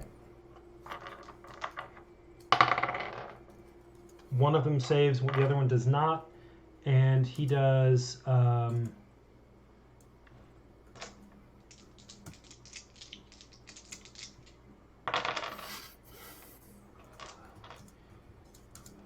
One of the ones that was already hurt, which he was attacking, is now killed, and it sort of bursts into a bubble of water and is dead. All right. It is now... The other one he missed and didn't do any damage to. It is now Gun's turn.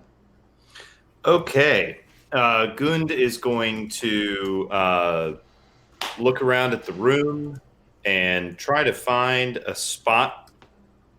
Well, actually, his... I guess the first thing I need to do is take 3d10 damage, right? Yeah, or 16. Your choice. Before you roll. Interesting.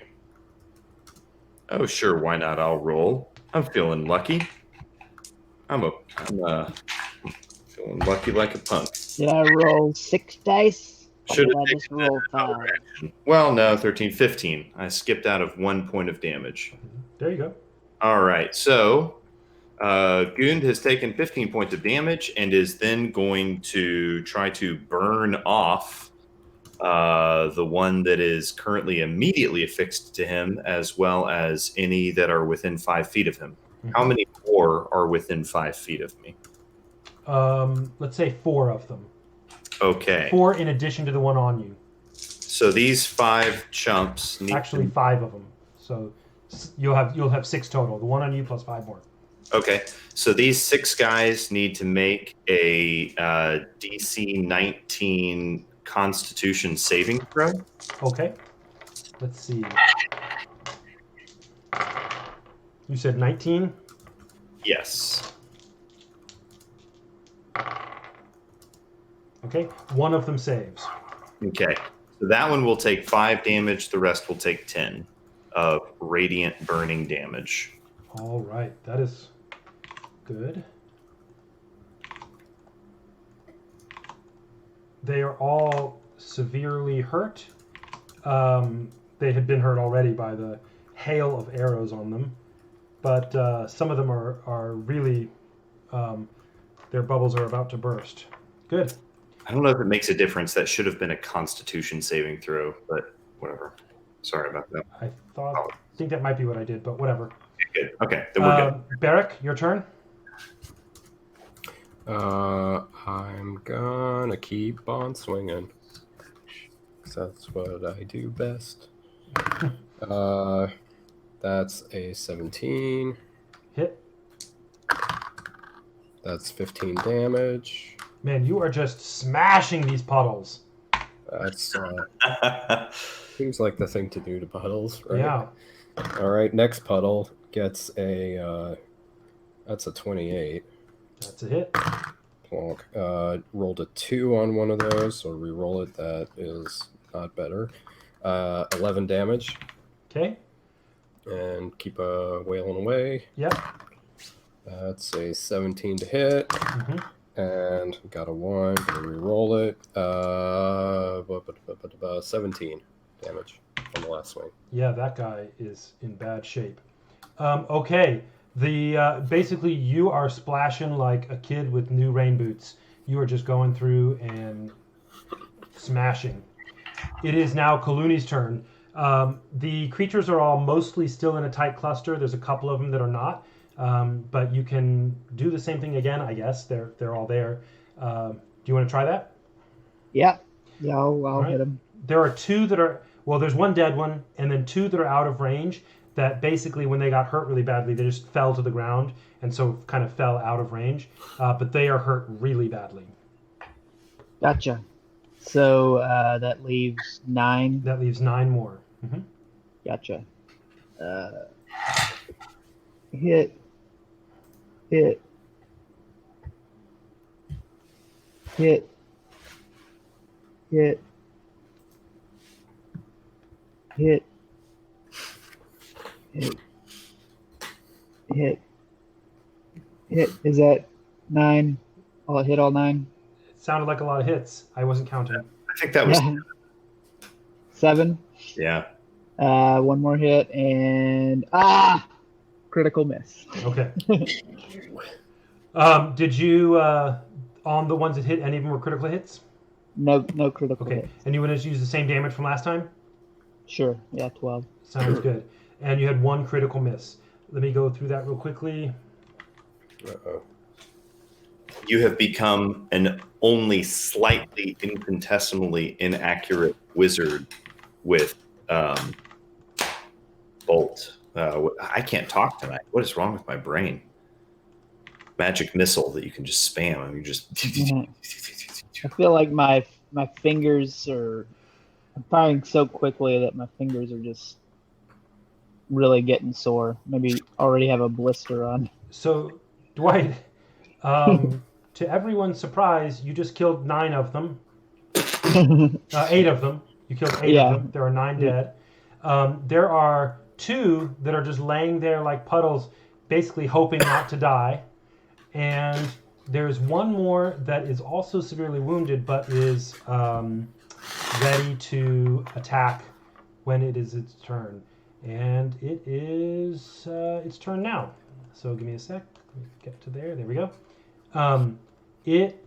This time, this is the one that is grappling onto Gund. Or did you kill that one? No, you heard it, but you didn't kill it. That's right. And this, let's see. Here we go. Slam. It basically is wrapped on you, tries to slam you down. You know, hit you, get you tripped onto the ground. It is a 24. That'll get. That'll hit. And you take 8 bludgeoning damage. Alrighty. Okay, it is now Agarin's turn. He sees that you still have that thing on you, and so he tries to cut it off of you. He doesn't want to splash acid and potentially hit you, so he uses his dagger, hits for plenty of damage, and that one that's on you, Gund, is now just a wet spot on your clothing. Lovely. It is now Gund's turn. There are 2 more that are right next to each other and both severely wounded. They're the last 2. All right. Then Gund will wade forward until they're both in front of him or within 5 feet, and will. They need to make a DC 19 Constitution saving throw. I apologize. I should have added 5 damage to everything that I was doing before, but oh well. I forgot that, so Wow, tough for me. They got a 17 and an 18, so they both just missed. Not good enough. That's what I like to see. 21 points of radiant, fiery damage erupting out of them. These 2 don't turn into a puddle of water like the others. They boil away into a quick burst of gas. That's what I like to see. That's right. That one, that encounter could have gone much worse if it weren't for Kaluni's machine gun. They had 12 opportunities, three opportunities for each of you to make you take 3d10 damage a turn. So that could have been really, really bad. By the way, everybody, at the end of this battle, Gund looks around at all of his companions and himself, and he says, A word of prayer for you, lads. and everybody, oh, wow, nice. Everybody restores 18 hit points immediately. Nice. That is a lot of hit points. Okay. Anybody who is hurt. Much obliged, friend. You said 18? Yeah, 18 for anybody who's hurt. Great. So, Am I the only one who's taken damage? I took No, I damage. think everybody's taking a little the bit. prince took some. I haven't, but Okay. only because I'm a sneaky sneak. So, Who is? I'm still down 15 hit points. I'm up. I'm good. I can help you out there, man. Oh, I'm Maybe a good. I little- mean, I can blow a first level spell and finish myself off. I just needed to make sure nobody was hurt badly. Agarine Okay. is doing fine. Thank you, mate. Thank you. Sorry, it's quite good. Okay. As you were fighting that fight, you felt another tremor. This time, much more severe. It threatened to knock you off your feet, but it didn't. And Prince Agarine tells you, lads, we're just a wee bit away from the strangeness we saw before. I didn't see the lights we saw, but somewhere around here, there's a great hole, and when you look into it, you see the strange sights we saw. Shall we go? Are you ready? Is everyone all set? Before we head out, Kalunli kind of kneels to the ground and puts his fist on the ground, Okay. and he communes with nature, which he briefly becomes one with nature and gains knowledge of the surrounding territory. He learns up to 3 facts of your choice. I'm guessing that's, I don't know whose choice, mine or the DM's choice, about any of the following subjects as they relate to the area. I guess I pick. So I'm looking for 3 facts about powerful celestials, fae, fiends, elementals, or undead in the area. Celestial, fae, fiend, elemental, or undead. Yeah. There are And powerful, not just like yeah. the underlings of them. There are a couple of fiendish creatures, not directly back where you came from, but back sort of above you and behind, sort of southwest. There are a couple of those, and they seem really diabolical, like evil-minded in an intense way. And sorry, celestial, fae, fiend, and what other? Elemental and undead. There are no undead that you can feel, and there are several fire and water elementals scattered around you. You kind of feel them in a 360-degree range around you, but again, most of them are not in the direction you're going. You seem to be not moving. I should say it this way. The direction you're going, the other things seem to be staying away from. Gotcha. And to note, I don't know anything about dragons in that direction. Okay. So what I need from you continue walking. You're in good spirits, but that was a really cool save by Kaluni. But I mean, it was neat to watch. But it was also pretty deadly. Like y'all could have all drowned by those weird creatures. Yeah. Excuse me. What I need from each one of you is a. I need 3 perception checks from each of you over the next, say, 30 minutes that y'all are walking. So just to do all 3 of them now. And the prince is going to do 3 as well. The prince is essentially insensate at this point, rolling everything below 10. I got 15, 10, and then 20, but not natural. Okay. I got 15, 21, and nat 20. Okay. Which is a 28.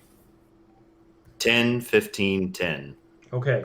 So consoling the prince about his lost brother. My cutoff for that was a 25, so only I didn't. I'm surprised y'all made that, but that's great. Barrick actually hears as he's walking through. He hears down one of the tunnels you are not going down. It's a narrow hole, big enough for a dwarf for sure, but certainly not the mule that you left behind. A few hundred feet, or a few thousand feet or whatever. It's big enough for you to get through, but it's not like a great passage or anything. But as you walk by it, Barrick hears. What did you say? You had a 28? Well, it was Effectively 28. Effective 28, but a nat 20. Nat 20. So Yeah. you hear pretty clearly what sounds to you like maybe whimpering, maybe crying, or possibly like a moaning in pain, groaning, some kind of like Like a dwarf. like you would guess it's a dwarf down a hole. I mean, like not down a hole, but like in this little small, you'd have to crawl in it hole to get there. You think you hear a couple of different voices like doing the same thing. Barrick stops in his tracks and turns and listens, and then he turns to the prince and says, "I hear dwarves You hear us down there, down the hole." and he points to the hole. I didn't know that a dwarf would go down a hole like that. He puts his ear to it and listens. Oh, okay. And he does hear something this time. He says I'm not sure it's a dwarf, but it could be, I guess. It might be worth a check. I guess one of us or all of us could go and look. Is there any way we can get in there and see? Shall I will go I have forward. a pick and a shovel that I could use to open the hole further. And what did you say, Kaluni? For us to do. Looney volunteers to sneak down the hole. I actually brought this potion of invisibility to take with me just in case we And needed to go somewhere dangerous. the prince thinks that's a potion of invisibility is a great idea and is up for you or anybody else really to take it and sneak down.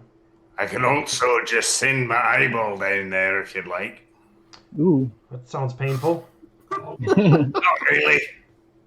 And he kind of pops a eyeball out, and he's got this floating glass eye in front of him, and he just kind of sends it down the hole. Can it see in the dark? Maybe you should cast light on it. It has dark vision. Okay. You send It's it down the dwarf. hole. It has darkness. Wow. You And send it, Secretly dwarf. Direction. It's an omnidirectional vision thing. got it. You send it down the hole, and it actually has to wind for a good 10, 20 minutes going through. But the whole thing seems to, you're narrating this to your friends, I guess. The whole thing seems to be fittable for a dwarf, but tight. And it opens up into a very small chamber. When I say small chamber, I mean something like maybe 8 feet on a side, rough egg shape, pretty small. And you actually see 4 dwarves. Well, actually, I should actually roll that. You see 5 dwarves. I was hoping less. Fewer. That's okay. You see 5 dwarves. You can't tell if any of them is the prince's brother. You don't know what he looks like. But you tell him there are 5 living dwarves down there. And they seem to be badly hurt. Some of them unconscious or dead. You can't tell which from just looking at them. But a couple of them seem to be in and out of consciousness or just holding themselves where they're really hurt. It appears they have crawled down the hole in order not to be found by, slithering things or whatever hurt them or whatever. They were just basically trying to survive, and they're in despair / not conscious. So what do you want to do? Further down or? I feel like they could tell us about what happened. And Yeah, I bring the eye back and I say, it was empty. No. Well, Prince, I don't know if they're your kinsmen or not, but there's at least 5 that I could see. Dwarves who are badly wounded and appear to be licking their wounds and hiding from anything that might give them more. We must So I say we get in there. Hey, Well, the dwarf's the dwarf. We indeed. ought to get him out. Well, how much rope will it take? And you know from your eye kind of going through that it's probably going to take, say, in the neighborhood of about 150 feet of rope. But one thing you could do is have somebody go in, tie them all like, under there, and the other three could pull everybody out. Mm-hmm. So Okay. Yep. You convey that? You want to give that a try? Yep. Yeah, Good. that works. During that whole thing, you don't have any other encounters. This is where the sort of splashy things that you just killed live. This sort of area that they live in. But you've killed a lot of them. So you go in, you tie them out, and one of them is already dead. When you're in there, you retrieve him anyway, but he's dead. The other ones pull out, and because of Barek's extremely high roll, one of them is indeed the younger prince. So he is in bad shape, deeply wounded. He's not dead. He's not, but he's also not conscious exactly. He's sort of fading in and out all four of the rest of them are sort of like and in and out of consciousness. Can't really answer questions right now. You need to make a call. Do we go further down? You can go back now and just have the prince and no answers to what's happening, or you can go further down without the prince or without these four living dwarves and try to figure it out, and then come back and take them up, or you can try to take them with you. What do you want to do? I can seal them into this passage and they'll be perfectly safe. I know it's a bit demoralizing to go back down in there, but I can set you up with a mighty fine feast that'll heal all of you up. You'll be in good spirits and ready to travel by the time we come back for you. I'll make the stone thin so that if you need to break out, you can do so easily. None of them seem to be able to answer coherently, although they seem to be trying more or less. The prince basically says, Prince Agarin thinks it's a great idea. Yeah, it's a great idea if you've got some way to give them nourishment that'll heal them up. All right, so he prepares the hero's feast, and there's fewer than 10 of us all told. So everybody gets back 2d10 hit points. Okay. And yeah. You hear another rumble in the earth as this is happening. Some rocks dislodge. It's not like catastrophic, but it's something slammed into something really hard. Like really, really hard banging. And it definitely, it's enough that it would have certainly damaged houses nearby and stuff. So all of them are cured of all diseases and poison, and they become immune to poison and being frightened, and they'll make all their wisdom saving throws with advantage. Okay. And everybody's hit point maximum is going to increase by 2d10. And they're going to receive that 2d10, all of them. Everybody's hit point maximum increases by 2d10, and they all receive 9. That us 9 all hit too, or points just back. That's us too? Yeah, everybody gets 9 hit points from the food. And 2d10, which is, oops, wrong dice. 2d10, which is 5 for me. Do we each roll that individually, or? Yeah, I guess. So everybody, because we're about to take a short rest effectively, he's Gundren,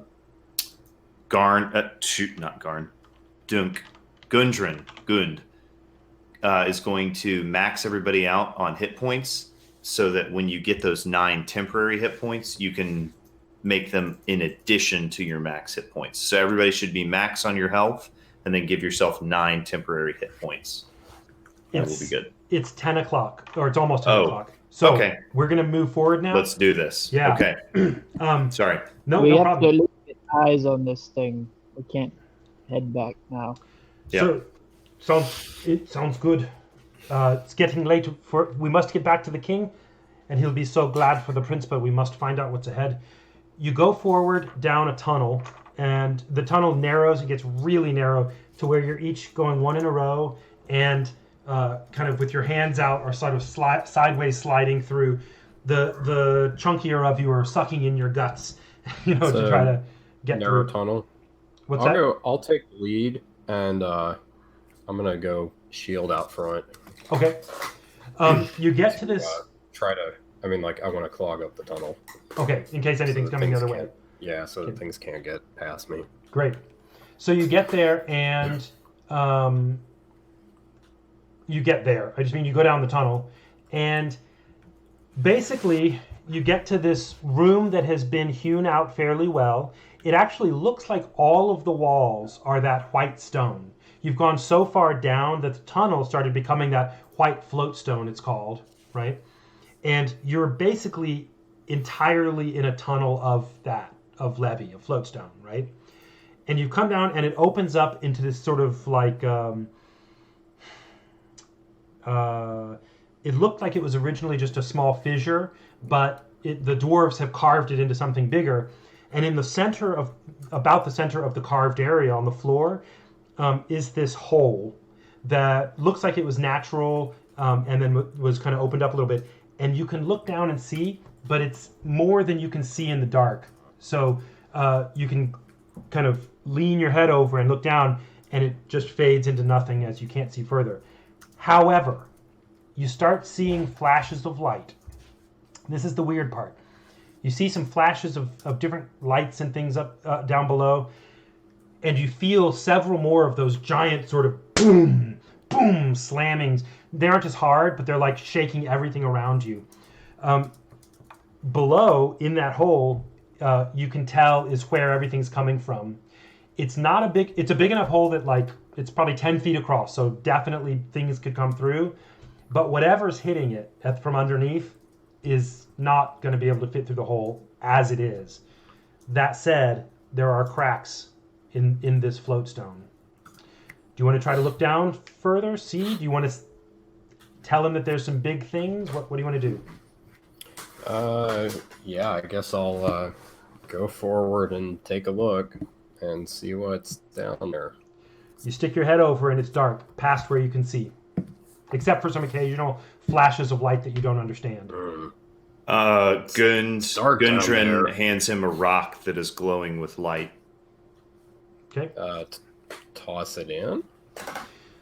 You I throw guess that's what I'm supposed to do with it, right, Josh? Gun looks at him and gives him the dwarven equivalent of a shrug and a thumbs up. Toss it in. You throw the stone, or you toss it down into the hole, and it falls down, and the stone is itself not the float stone, it's some other piece of rubble that's been there, but it falls down and it seems to like almost slow down as it falls, and eventually as it's going down, it kind of it slows down really slow and then makes a sudden like turn to the left and shoots off. While it's down there, the light that you actually see several, because it's radiating light, you actually can see several really large creatures. You're not exactly sure, but they're very round looking and appear to be covered with something like moss, or it's not clear. You could try to take another look. You could jump in. I mean, you could do other stuff. There's something real big down You hear another thump against you. More than one something. How many? Another thump. Did I get a good count? You just saw some. A lot. I think Gundren is going to roll up his sleeves a little bit, walk up to the edge of the Another large thump. of the pit. This time, a crack forms on the opposite side of the wall, or the opposite side of the cavern you're in. Yeah, he's gonna cast Firestorm on these things, and is just gonna unleash as much furious hell upon them as he possibly can What to is make them Firestorm? stop. Firestorm creates 10-foot cubes of raining fire, and inside of each cube, they're going to take 7d10 fire damage. Okay. So, Okay. yeah, he's trying to act quickly before all Sure. is lost. So you do that, and you hear a bunch of there's reaction to it basically, and the far side of the little chamber that you're in, where the crack had just formed across the floor and up the walls, basically breaks off and falls just like the light thing you had before, falls down, slows down, and then again shoots off to one side. When that happens, you now have a very big, wide open view of something very strange. What you see directly in front of you is something you've never seen or heard of before. It appears to be really, really big turtles. Or maybe dragons. Or maybe some kind of dragon turtle. The curious thing about them is that they appear to be flying around upside down. So you can see their exposed bellies. And they seem to be slamming against the floor underneath you.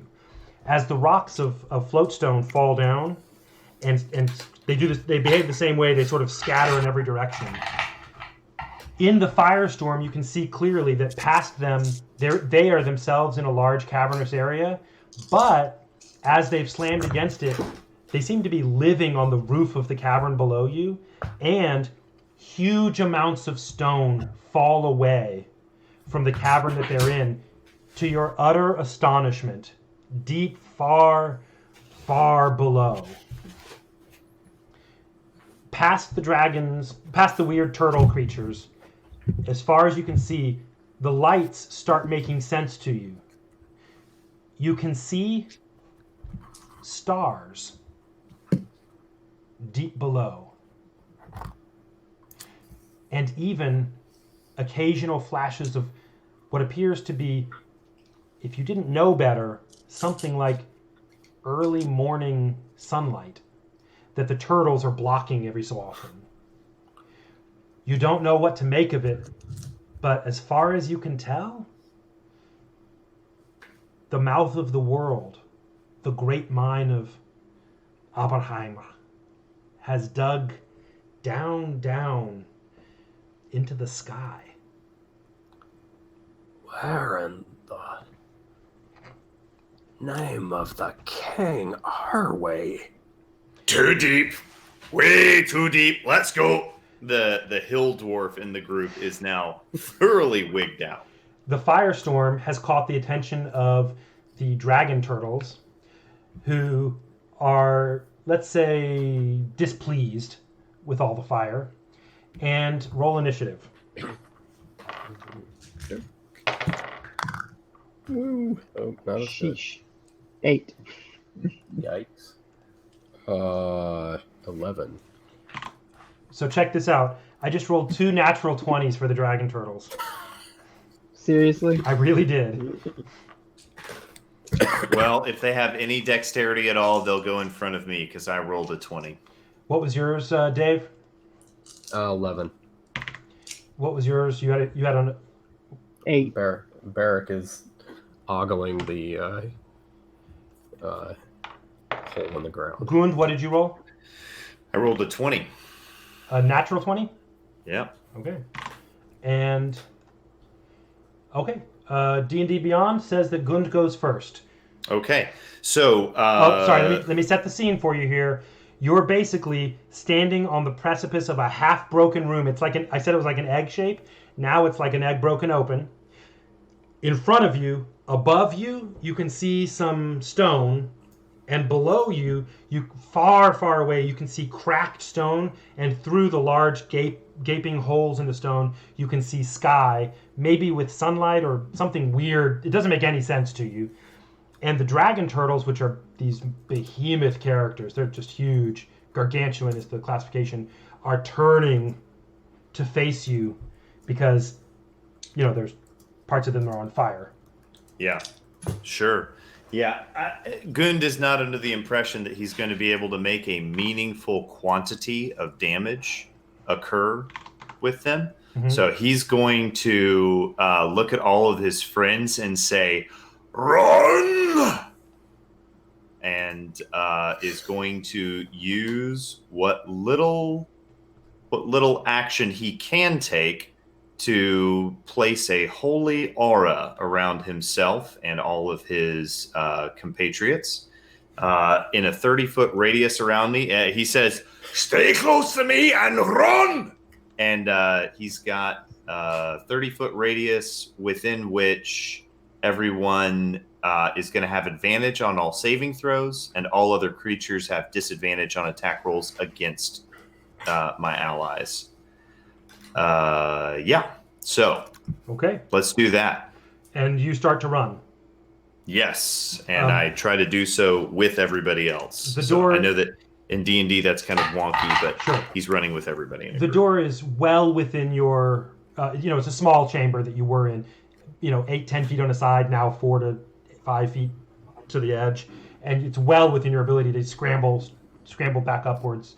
You do that. The first dragon turtle has turned now, and Oh, I thought we had a long hallway or like a long distance to run. you do have a long distance to run, but the entrance to the chamber was only a few feet from you, so you're able to get kind of into the hallway part, so you're not in Gotcha. immediate danger of falling off the edge of the world. Okay. Or gotcha. whatever you think might be happening. There's no way to know. Sure. Okay. The first dragon turtle is going to... Yes. Dragon turtle makes 3 attacks. One with his bite. So this guy is actually going to do 3 attacks. He's going to bite, claw, and claw. No. Yeah, bite, claw, and claw. Same as the other guy. Okay. He's going to... He doesn't really care who, but we're going to say he goes for Kaluni first, because you haven't gone yet. You haven't run out the door. Kaluni does a 28 hit you. Did he do that with disadvantage? Amazingly, Oh, no. Sorry. With disadvantage. Yes, it's with disadvantage. 28. Still 28. Yeah, Amazingly, it does hit him somehow. somehow. He does D12s are here. The D12s. Yeah. Lovely. He does 25 damage with his bite. Okay. Okay, he's going to use a claw at Barrack, who he feels personally offended by your hammer, and so he gets a natural 20 to attack. Yikes. And the D8s are... Those are not 8s, those are... Here the 8. He does...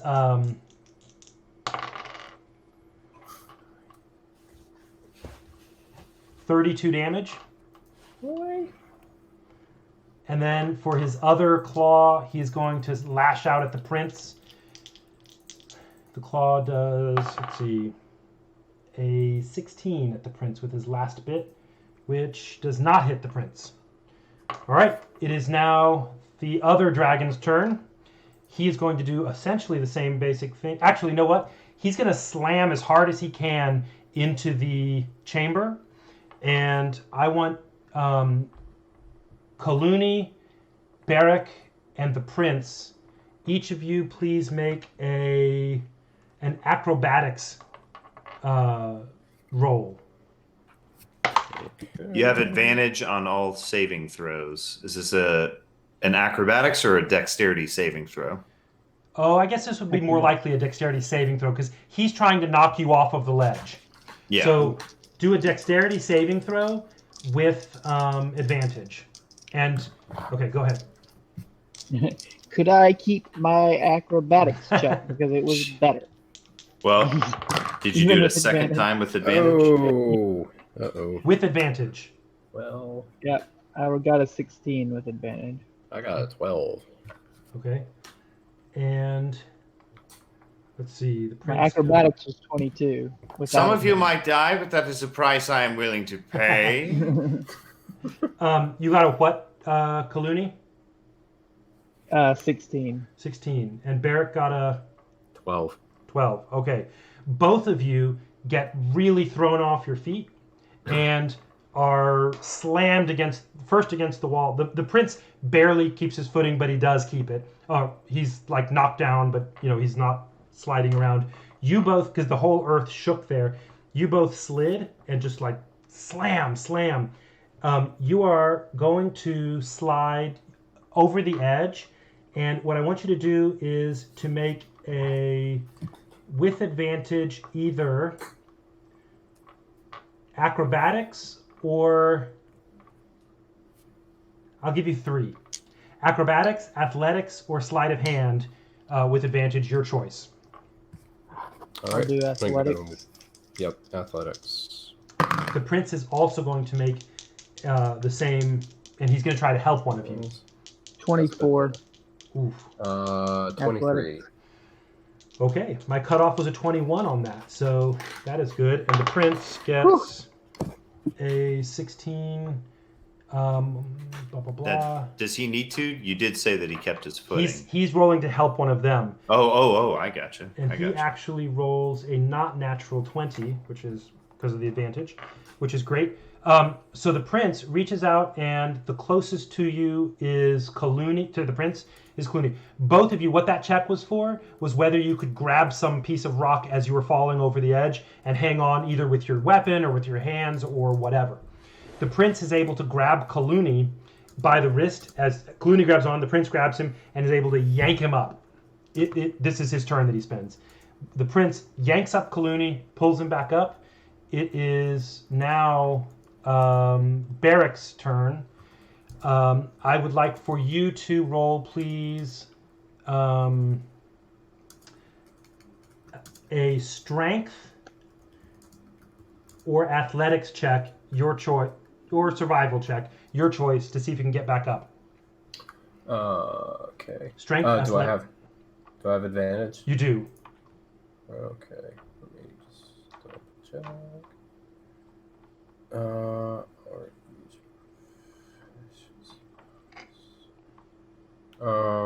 okay.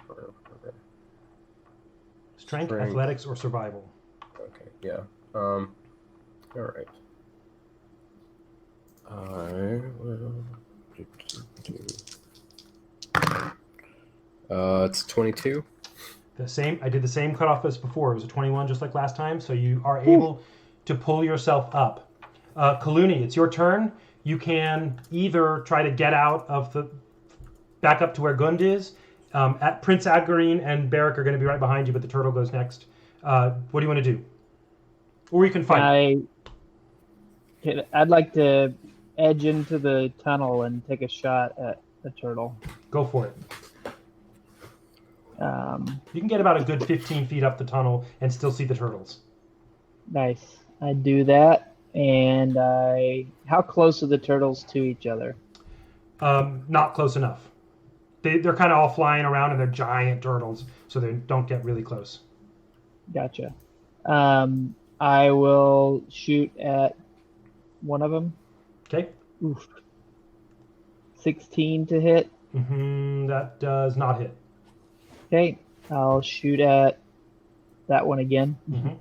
Oh my! Seriously, another 16 does not hit. Does not hit. So that's my turn. Okay. You are not safely. You are up the tunnel near where Gund is. Gund, it's your turn. At this point, Gund is going to hold his action and wait for the moment that everyone is through the aperture, and then he's going to use Stone Shape to seal it shut. Okay. So he's holding his action. Okay. Turtle number 1, the prince and Barrick are still outside. Turtle number 1, he slams again into the, what do you call it? Just the wall, basically, of it. Please make a, what did I say last time? Strength? Dexterity saving throw with advantage. Dexterity saving throw with advantage. Can we do athletics? Yeah, I'm all right with that. You know it's coming, Okay. so the difficulty class is a little lower this time. Because you had it happen, which is great. 24. Okay. And the prince has a 22, and it was 21, just like it was to get up from the level. That's great. So neither of you are knocked off. The second turtle, it is his turn. He makes a bite attack at the prince. With a natural 20, he does the D12s. He does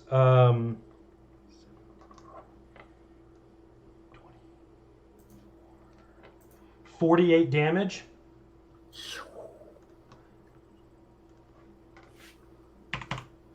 The prince says, "Ah, 'tis but a scratch." The same turtle does a claw attack, also at the prince, but misses, which is kind of neat. And Now, was that first one made with disadvantage? It wasn't, but Okay. I'll remember that for next time. And then he does it. Do they both have disadvantage on this? On both guys? Every attack against Got it. any of my allies is going to be at disadvantage. So then he makes a tail attack on Barrack with a disadvantage. So does a 47. does a 20 hit? No. Okay. So Oh, that's a well-armored dwarf right there. Barrack pulls the shield in front of him just in time. It is now the prince's turn. The prince holds. Sorry, go ahead. Sorry. Yeah, go ahead. The prince holds his turn and is going to flee the room, triggered by Barrack getting out, and he tells him that. All right. That's the prince's turn. He says, "When you're out, I'll leave." It is now Barrack's turn. Barrack turns back to the prince and shakes his head. I'll hold them, my lord. You go. The prince says, "By the rules of D&D, you'll kill us both." And Gund No. calls out, I can seal the way behind us, boy. Get out. I'm gonna He shove the doesn't say prince, boy. He'd speak shove you the with more prince down the respect than that. corridor, Okay. and Do it. The prince has the same idea at the same time and is going to try to slug you in the face out down the corridor in a friendly dwarven way. So let's do a contested strength and see who wins. what do I roll? Just for roll your this? strength with your Saving strength throw? bonus. Okay. Well, wait. So is that with proficiency or without? Just whatever your strength bonus is. Like, what's your strength? Okay. It's +5, but if I don't have proficiency, I get +3 from. Yeah, just plus 3. Okay, so that is a 17. You beat him by 1. He got a 16. So he takes a swing at you in a friendly dwarven way, but you grab his shoulders, which puts you too close for it to hit, and you hurl him through the gate, through the door, but you don't let go, and you let that his inertia pull you as well. No, I don't want to. I want to let go. Oh, you let go. Great. You let go, and the prince is out. It is now. All right. You're the only one left in there. Kaluna, your turn. Clooney pulls out one of the dragon arrows. Mm-hmm. I'm not sure what that is. That to hit? That bonus? does special major damage. Okay, but I still have to hit. Okay. Um, Hopefully I roll better than last time. He's got 2 of them, so he's got 1 reserved for each guy. Come on, baby. 22 to hit. Sorry, hold on. Arrow slaying is magic weapon, particular feature, more focused. So you just have to do it, and he has to make a DC 17 con saving throw. So you just basically get to shoot it, and I'm going to tell you if it hits or not. DC 17 con is there. Oh, I don't. He does not make the save, so that is great. He got a 15, he did a 17.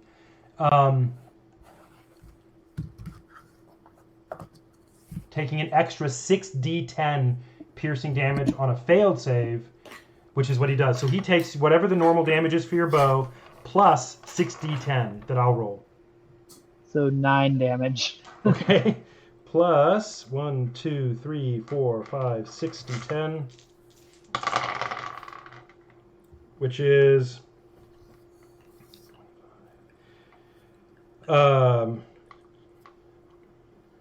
36 damage. Good.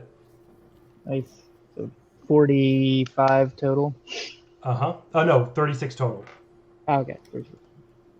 Okay, go again. Do you have another shot, right?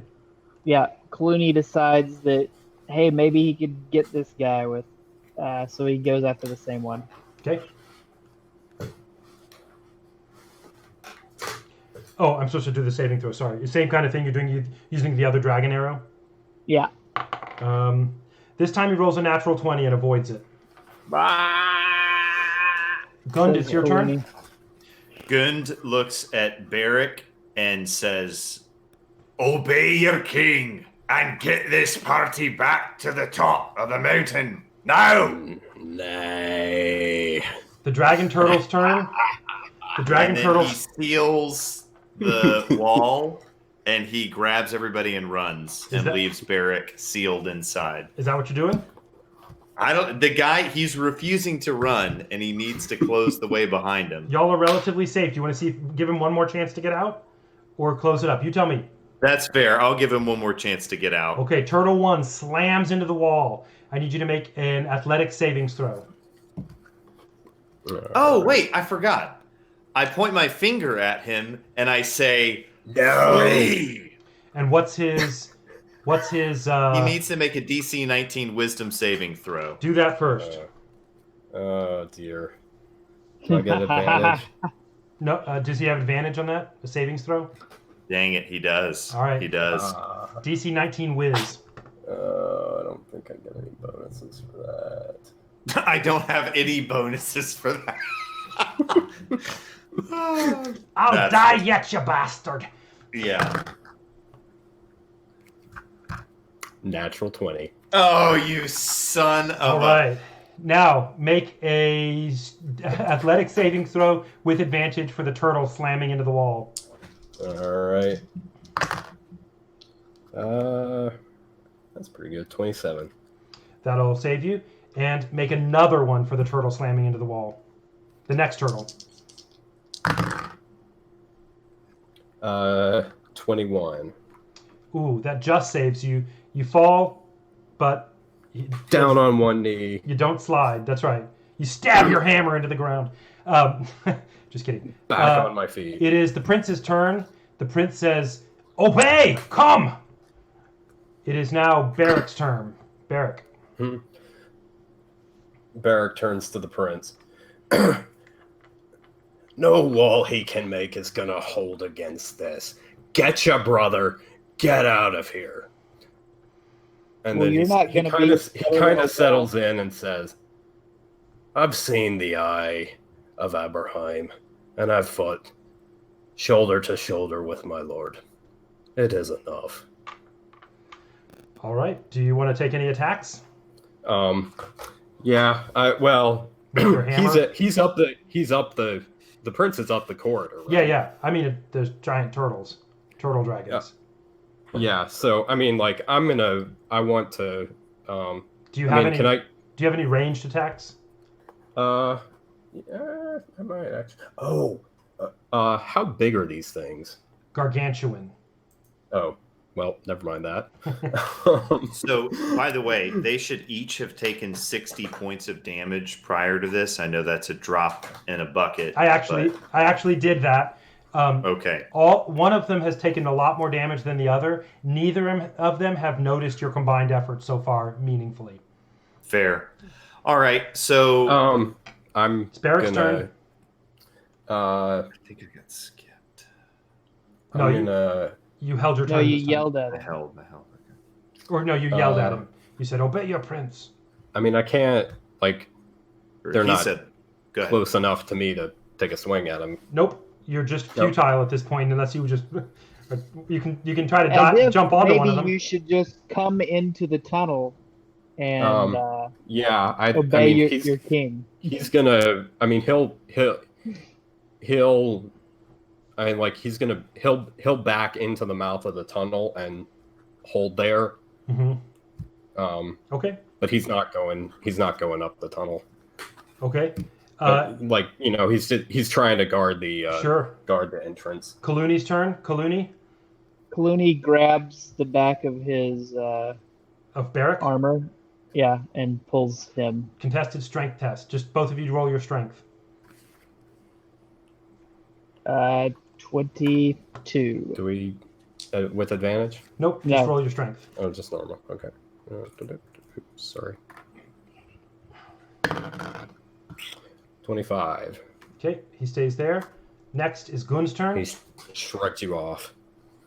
Get out of here! You could probably get stone on the other side of Barrack, just for whatever it's worth, Gund.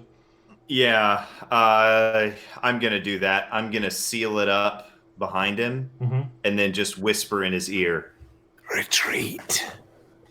Okay, roll with advantage. Hey, can you turn off the advantage spell whenever you want, Josh? yes. And at this point, it would be a good enough time to turn it Okay. off because we've now got a stone wall between us. Roll a 19 whiz savings throw without advantage, Barrack.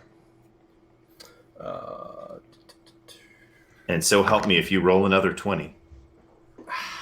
19. Does that save? Yeah, that saves. Okay. You feel that the walls slam hard twice more, but you don't see anything from it. It's the prince's turn. The prince starts walking. Yeah, I was gonna say Gund uses the rest of his walk speed, and he's got his hands up in the air, and he's just like waving his hands like I'm done. He could kill himself for it if he wants. Go ahead. The prince starts walking, jogging, kind of quick walking, climbing back up. And, sorry, I'm pulling up the prince real quickly. I'm just looking for...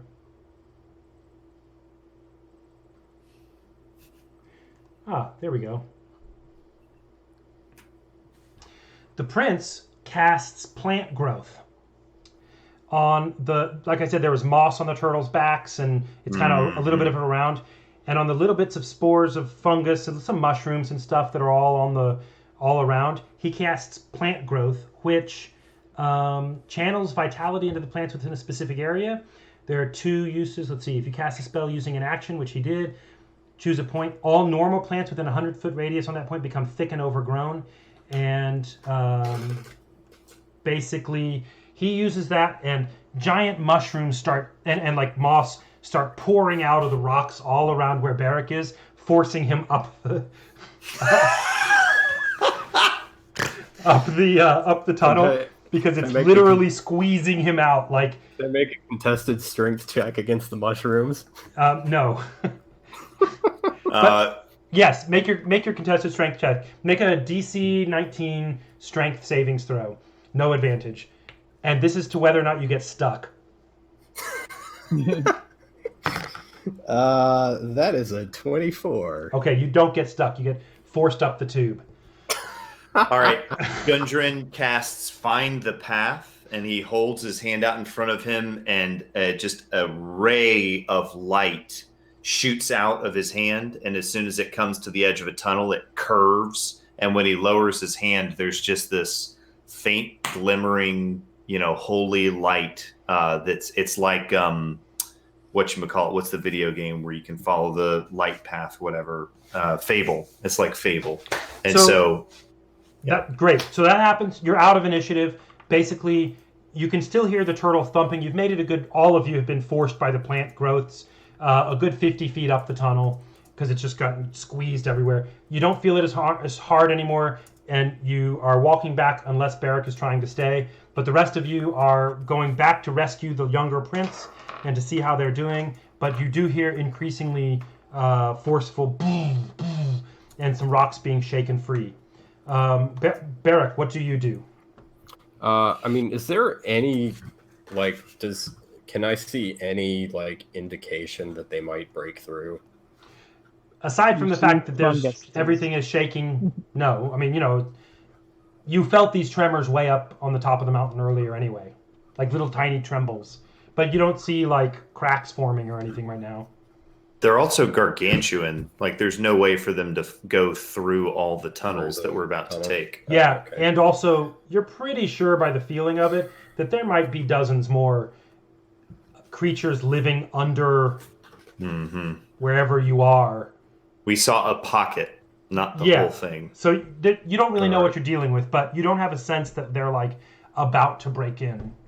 Okay. I should say also, think of these as the tunnel you're in is maybe 6-8 feet wide and tall, and each of these creatures is 150 feet across. Right. I mean, these are big dudes.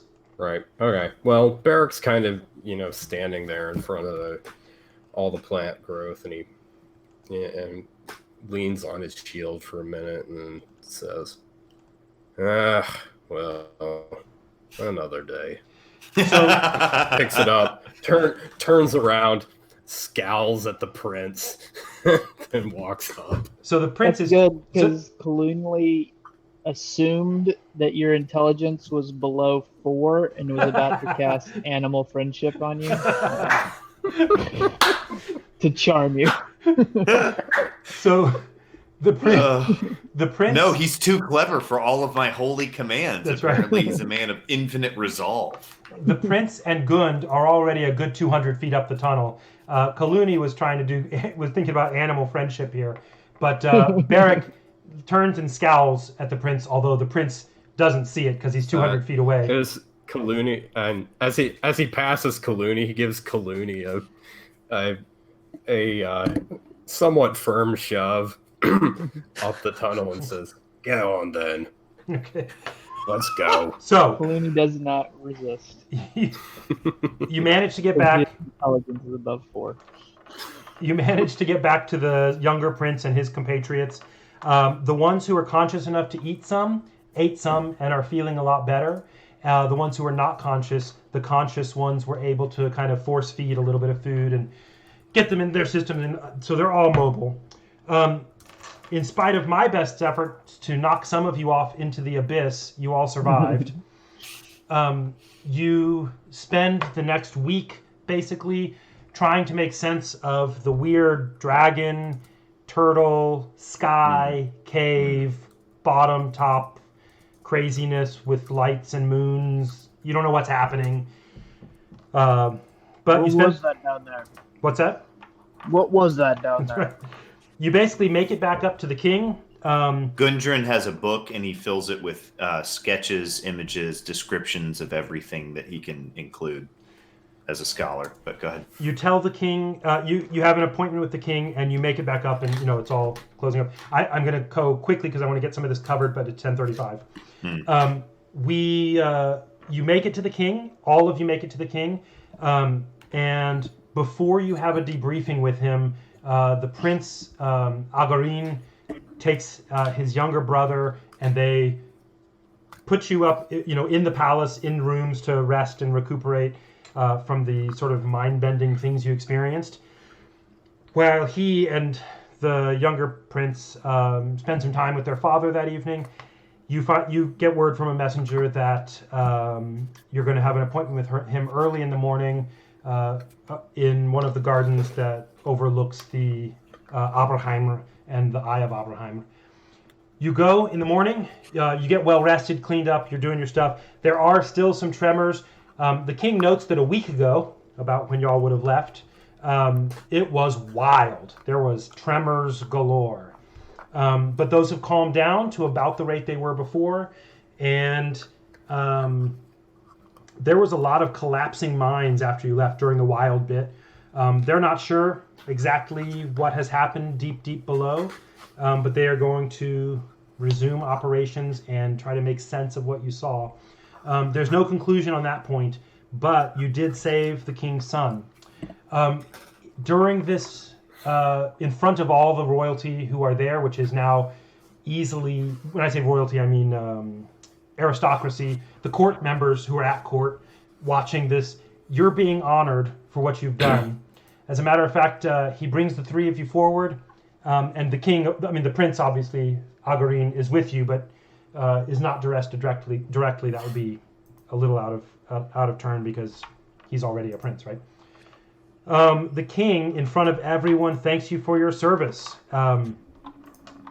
You have certainly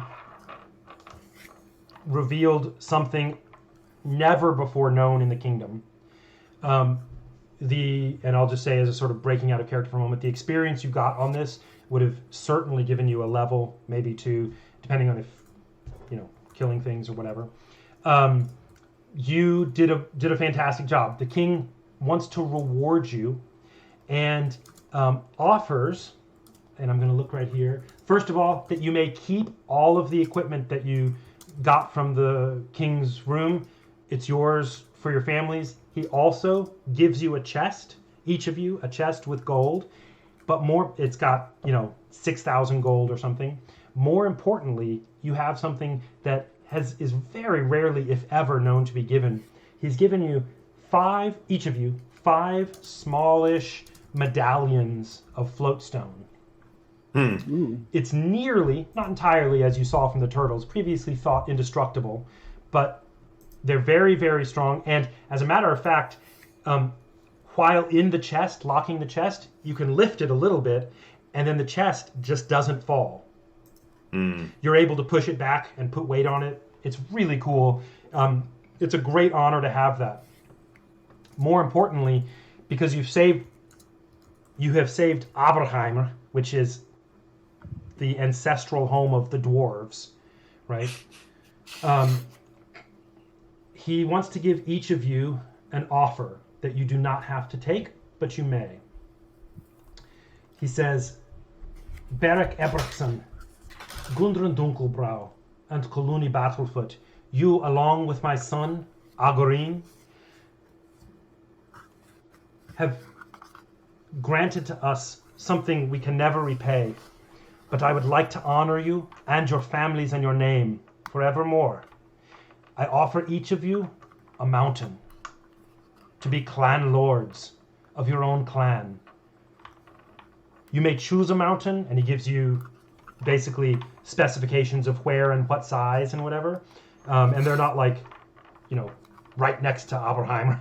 They're mountains near where you're from, and you basically, they're unoccupied, and you're basically given the right, should you choose to take it, it requires some oaths of fealty and some other things, over the next 5 years to move your family there and become a clan lord. Live out your last days. So, everybody's astonished. There has not been such a big grant. The Prince Agorin, of course, is obviously in line to be the clan lord of Aberheimer. And the king sends you on your way to talk over this offer with your clan lord, your families, figure out what you want to do, and welcomes you with a standing invitation to return whenever you like to tell him the outcome of his offer. Good. I think Gundren probably takes him up on the spot. Gundren would love to be able to have the autonomy to do what he likes with his final days and basically be a scholarly lord. Yeah, that's part of that was because, like I said, this is mostly granted to older dwarves. And he sees that even in your age, you used your wisdom, were willing to go. He laughs when you accept it. He says, good. You should take the offer, all of you. You've done it. You've deserved it. You ought to have it. You're a credit to dwarven kind all. Good. Beric bows deeply and says, I thank you, my lord. It is a great honor. I must speak with my kin on this matter. Of course. But I will let you know what we have to say. Do as you must and take your time. The mountain shall be reserved for you until your dying day. You may choose your way. Thank you, my lord. Coluni? Coluni says that he will talk to his family. Sounds good. It does look like he wants to take it. And the king responds similarly and is glad for that. Till your dying day, the mountain's reserved. Should you die, of course, it's not going to get passed on to like your nearest kin. It's not like a hereditary thing. Unless you take it, then it's hereditary. Good. Gotcha. So for the next 1,000 years, there is now a clan named after each of you. I mean, it could be more, but in perpetuity until the world ends or whatever. There is a clan named for each of you. This was in part the origin story of Mount Battlefoot, Mount Ebrikson, and Mount Dunkelbrow. Nice.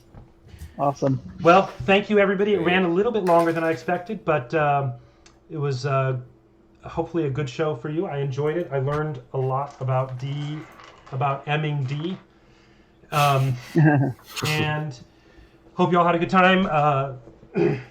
Dwight and Josh and Dave, we can, catch up whatever. I know some of y'all need to go to sleep.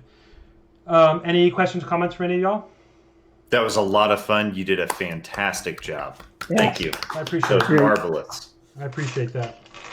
Oh, okay. Dave, you just think you could play like a maybe slightly less pliable character, somebody Yeah, with it a little bit of feels like you're spine, a little just- bit of backbone. I just feel like it would spice things up if your characters had opinions. Soda cracker. Josh, if you hadn't given them advantage on saving throws, I was so sure I was going to get at least one of you permanently dead. I was really trying. I wouldn't have minded if the prince died too. Mm-hmm. I was trying. Yeah. But then that advantage, you just crucified me. It's hard to overestimate how wildly helpful high-level clerics and bards are. Yeah. They can do some nasty stuff. Anyway. Cool. Well, thanks everybody. Thanks, Dave, for your infuriatingly excellent roleplay there. And I'll tell you what. If only there were another the one- character that he was infuriatingly That's right. good You're at. the one who made me a dwarf. I'll tell you what. I'll give you inspiration for your decision about whether to take up the clan lord. That's right. Okay, great. Well, I guess now is where I'm supposed to conclude by saying that thanks for watching Starfall Collective episode One Shot Sir Robert. See you next week, and failure is brutal. Nope, wait, something else. Hold on. No, that's the B word. I think that's it. Brutal. Have a great time, and I will let you see me next week. See y'all later. Adios. Bye. Night, guys.